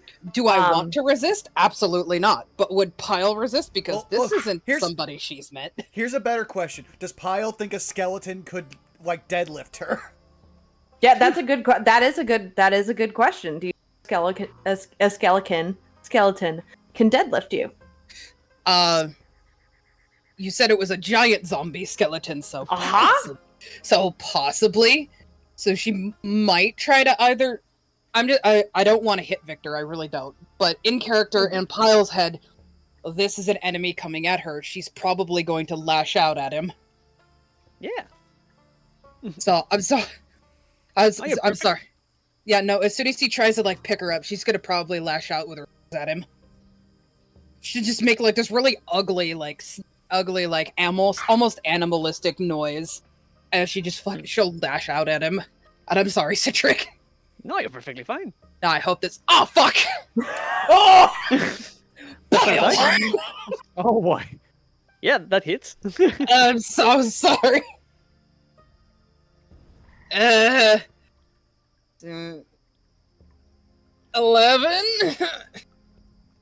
11 damage it is. I'm sorry. I will still permit you, Citric, to go ahead and still do the athletics check. I would encourage do it. you. Yeah, I will do that. That's a 27 in athletics. Yeah, kick and scream all you want. Come on. I also kind of imagine that with Pyle like rearing up her to try to stamp at you gives you the ample opportunity to go and that yoink and pull. Yeah, same as with when he was hit by the trees. Like he's just taking the damage, and it's like fuck it. Like he grabs Pyle from again, like as you said, like since she's attacking with the hooves, he picks her from below and lifts her on his shoulder and starts walking out of the room. You are able to, your movement is for the sake of things fine, but like it's halved. But yeah, you're able to pick her up and be like, nope, we're going. I would imagine at this point, Ali has realized he created a giant hole in the maze. I would say, because I'm gonna look it. Since I can't physically change the maze, your whole is here. Yep, he is just going to be like literally like a runway technician, just here. Like you're going to see his hair is no longer fully slicked back. He is frazzled. He's having a day, and it's finally setting in. Yep, and Victor looks at Finn. you see the face of a man. It's like, this is a fucking day. Pyle is still struggling on your shoulder, and honestly, this is like probably the most horrific sounds you've ever come out of her. It's fear. It's probably something you would expect from like maybe like more the wild gruel. It's not a sound that you would have expected her to make, but she's trying to fight against you. He's trying to get you out of there. Yeah, understandable. Yeah. Which luckily you can at least get right to the hole. Yeah. Yeah. But again, like Victor looks at Finn because like his fifth priority was Pike, but he does not know if Finn is doing any better. Oh yeah, have I been under the effect of any of this, or am I fine? Nope, you're fine. You passed your save. Finn is still like frozen in place, like he just got hit with something. Like, oh god, let it happen, and then he'll creak an eye open, like, oh, I made it, and then see what's going on with Pyle. Oh dear. And we'll quickly check his bag for anything that might help. We have to leave the room. Oh, on it. As he will quickly step his way out. 10. Again, you will see Ollie, like, the second you turn around, he is literally just, he is Will Smith football, hands. run this way, coach, through that hole. And you see that he is, There we go. you couldn't have missed it, Zaka, I'm just saying. We got path this way, for better or worse. I have this mental image of Finnegan trying to sneak past Ollie, grabbing him by the back of the coat. Nope. This way, damn it! And he is just going through the hole. All right. As you're pulling on Finnegan, he's just going to quickly rub his hand against the walls as we're going by and just lightly poke your robe with it just as we're going through the hole, just to see if you notice. Nope. Does not. Like, Perfect. You can imagine that he has maybe done what he has just did once. And he hasn't even processed that he did it. He just did it. He is trying to fix the problem. And now he's got an angry horse girl. Yeah, Victor will move a little bit further away from the sports and try to put a pile down. You know what? That square's fine. She is on the ground. Pyle is on the ground. Yeah, I'm on the ground. It's big and scary right now. There's lots of things. There's like all of those people around you are big scary skeletal monster thingy majiggers, and you don't like any of them. I'd like of anything else to do. Like Victor will just like grab her by the shoulders and shake her up. It's like, Sure enough, those bones start to look a little less like bones and start to look a little bit more insectoid. When Victor grabs her, she grabs him back and is like in his face, teeth bared. And as soon as like it kind of starts to wear off, her grip on him gets looser, and she just kind of slowly fades back into normalcy. Although that spirit that's lurking behind Oleander, that one doesn't cry.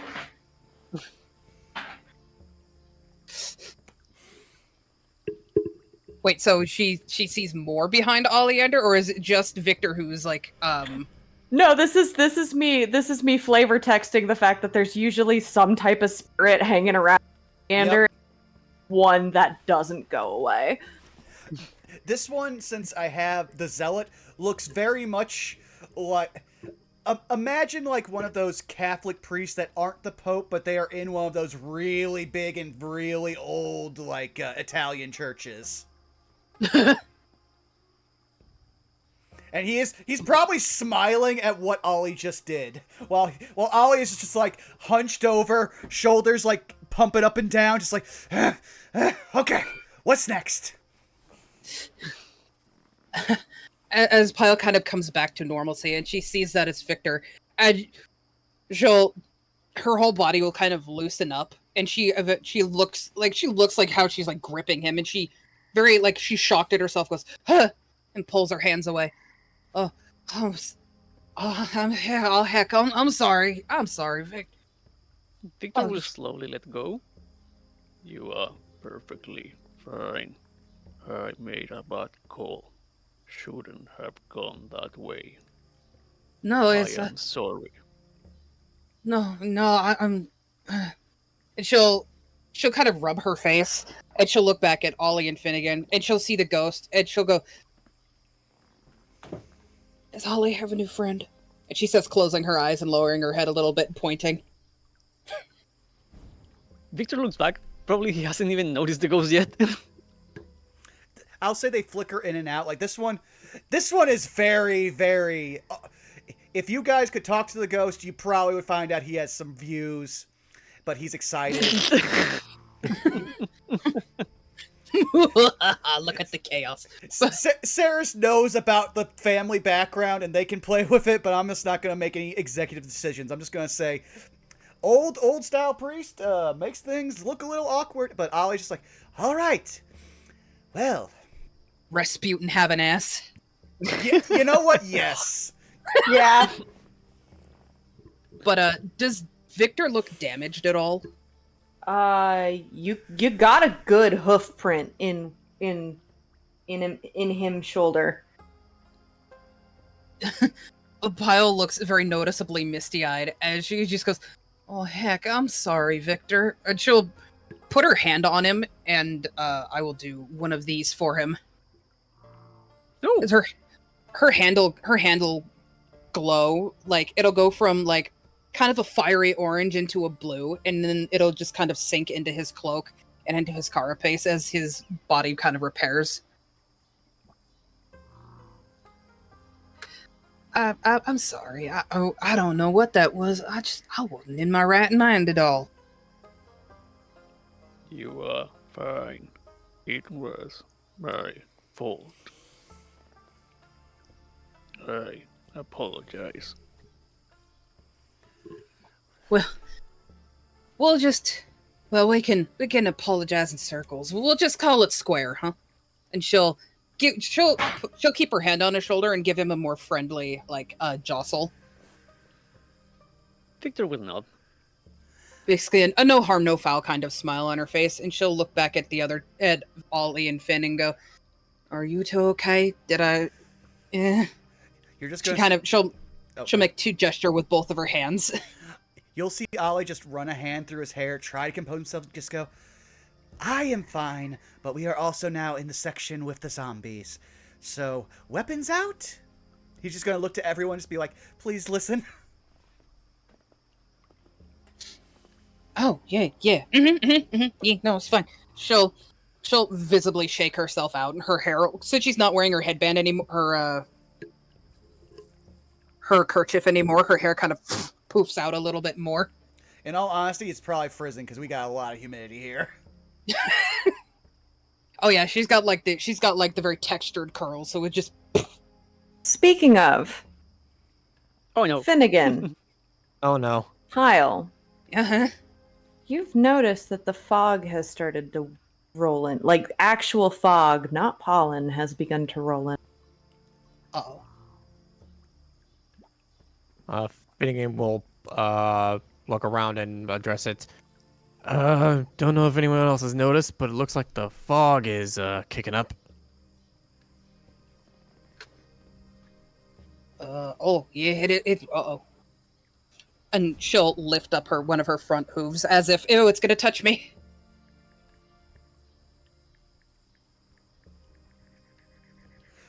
Ollie will just move forward with the anti-fog, or at least the fog isolating. I'm not sure what to call it. I have the lantern, and I'm using it to try to deal with the light. Sure. And here's all that you illuminate. Oh. Oh,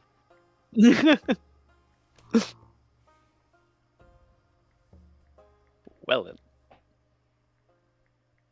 And as we get to the time that it is, the three different stick-like wooden bundles, the driftwood like humanoids, creak and groan as they shift, looking in the direction of the light. And I will end this session with us rolling initiative. Oh no. Wait. So, Hi-ya!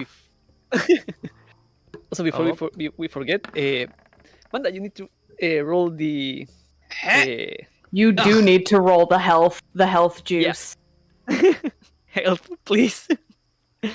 No, I'm oh, right. I didn't do the thing. I'm sorry. I am so glad fine. I picked the Zealot because I needed those 10 temporary hit points. 1d8. Why are you Four, rolling low? 3, 4, 5, 6, 7. You get 7 health points back. Thank you much. Like I said, with that, an initiative rolled and the attention of these three creatures, that is where we will end tonight's session. Yeah. Oh, this has been fun. Woo! I All also, times. also want to share with chat, like before we started, Saris literally told us, so funny thing, this entire segment I made could be over in an hour, or it could take you 3 sessions. Guess which one we're going for. Oh, but this has been great. You Yeah. put a hole in my wall. I'm not even mad. I'm just surprised. You Why put a hole. Everybody solve corn I mazes like won't. this. You're right. You're not wrong. I mean, if we're gonna get all Midwestern with it, we might as well do it the Midwestern way and just going through it. Oh, I can actually tell you. So I've never spent much time in a corn maze, only like a little bit. But the way I got in there is the most stupid and Midwestern thing ever. So my dad was invited to like one of his boss's ranches for a big like all of the company team party with all the family. And I was hanging out in where they have some livestock. I think it was some sheep or some goats or something. And you know, Midwestern kid, a fence is just something you gotta climb over or through. And so I regularly just got in and out of those things, and again also walked into a bit of a corn maze that they have. But then immediately someone was like, "The hell are you doing?" They yanked me away from the fence. And I'm like, "What? That's an electrified fence!" And then someone just yells, "Don't worry, we turned it off, we knew." It's an electrified fence. Yeah, and? Oh, I have skirted being electrocuted and been electrocuted multiple times in my life. It's amazing that I've made it this far. But yeah, I know it's late for some people, so why don't we start going around the horn? And to give props to our amazing dungeon master, Saris, why don't you tell people where they can find you? Yeah. You can find me at Twitter, Tumblr, and Blue Sky over at TXDixel, or on Instagram at TixDixel. You will also find me here, being the DM, on Fridays at this channel. And I heard over at Pack Tactics that we're throwing a keyboard now, so I'm going to throw the keyboard at Citric. Why? You know, I wasn't getting used to the potato, but fine. Keyboard it is. And yeah, hi, I'm Citric. You can find me pretty much anywhere at Citric King. That is doing the lovely drinking game of pick a social media site and see if I am there. Top of my head, I am on Twitter, Blue Sky, Tumblr, Instagram, Newgrounds, and yeah, pick some other. I'm surely there. And in those places, I do things from time to time. Other than that, you can find me here on Fridays playing as Victor, and you can find me next Thursday playing as Midas for what may be the last episode of Pack Tactics. That is pretty much all with me, and I am throwing the new and probably to be destroyed keyboard at Sago. Okay, is it one of those like really fancy ASMR clickety clack ones, or is it just a Logitech crappy one? It's a clackety clack one. Oh, we have a Oh, budget. Nice. I will catch that with both hands and tenderize with a blanket. I've been Zacho Duo. You can find me at Twitter at Zacho_Duo. You can find me on the Blue Sky at Zacho Duo. Twitch, Zacho Duo. We're on a bit of a hiatus at the moment for streams. Things are piling up. No pun intended. We're planning on continuing and finishing Like a Dragon Ishin, Armored Core 6. We'll be picking up Fate, Samurai Remnant later this month. Maelstrom Season 2 is launched, and I am currently one of the DMs for that, and I am in hell. I have not had a free moment this whole week, so we'll see how that keeps going. Let's see. Citric, Manda, Saris, keyboard goes back to Vaughn. Oh no, we didn't do Manda. Oh, we did? Oh, shit. That's okay. You can do Vaughn. I can go last. No. Give I kill a queen that, and I take it back and I throw it over to you. Oh, it's a dusto. I will take the keyboard to the face because apparently nat ones are my jam now. But I am Mandaloo Panda. I play Pile. You can find me here every Friday. You can find me at Trash King Arisen's channel every Saturday. You can find me over on Nero Napier's channel every other Sunday. Our next game is not the 10th, but the 17th. You can also find me again over at Trash King Arisen every Wednesday, which would be the 20th for Bearers of the Torch. Hold on, brain blank. Mind Hero Academia. Yeah, that's the one. Then you can find me at various social medias. I'm still at the Deadbird Hell site at Mandaloo Panda. I'm over at my own Twitch channel, which is kind of on hiatus because I have so many games now. I'm busy at Mandaloo and Vaughn Go. True. Though also, Manda, don't worry. Literally everyone in this call is a Blue Sky. You're eventually going to get a code. Eventually, maybe, hopefully. I don't know. Honestly, haven't really been trying that hard for it. Well, here's the thing, and I've actually very much loved it about Blue Sky before I show myself, is that I love that, like, especially with the Unexpectables and, like, other tertiary Twitch communities, are all coming in there in waves of just being like, we want our friends here so we can talk to our friends, see what our friends tweet, and other stuff. And that's basically, we're just making a giant friend circle, and I love it. Wonderful. That being said, hey, you've already found me here at twitch.tv/BurnoutVaughn. You can find me on YouTube, Twitter, and Blue Sky at BurnoutVaughn, where I am just trying to keep everything going before my surgery on the 18th. So hopefully some more Wizard Sibs plays, our Resident Evil 2 remake stream where we are going through as our D&D characters from Saved by the Spell. Thursday might be the last episode of Pack Tactics, our all-Warlock campaign that, man, I have been blessed with too many games. I'm eventually just going to be like stuck and just be in a D&D drought. It's going to hurt me, but I'm going to keep riding the wave because right after that, next Friday will be the next one of this. And then tomorrow, we have our bi-weekly No Love War Extra where Nirvana Initiative is just going to find... I know it's going to find some way. Like, Zacho, you're like 3 lines in. I'm just going to have a beer on the desk. When it gets open, it gets opened. It's just what the game does to me, okay? All right. Yeah. But when we're not doing that, on the other weeks on Saturdays, we have our Strixhaven campaign, Saved by the Spell, which, oh boy, we thought we were going to have the Hangover. What we didn't think we were going to have was a Mexican gun battle. Like, just full-on standoff, stuff being thrown. Someone might have gotten waterboarded. It was a thing, and the party now has to all make a bunch of, like, in-character decisions about how they feel about everyone else. So we got party drama, the Arc, Civil War, whatever you want to call it. But aside from that, yeah, that's basically everything I do. Everyone and their brother's streaming, so I just picked Connor because he's someone that we all like. He's very nice, and it's easy to type in Distortion Devil when you've had as many beers as I had already. What should our raid message be?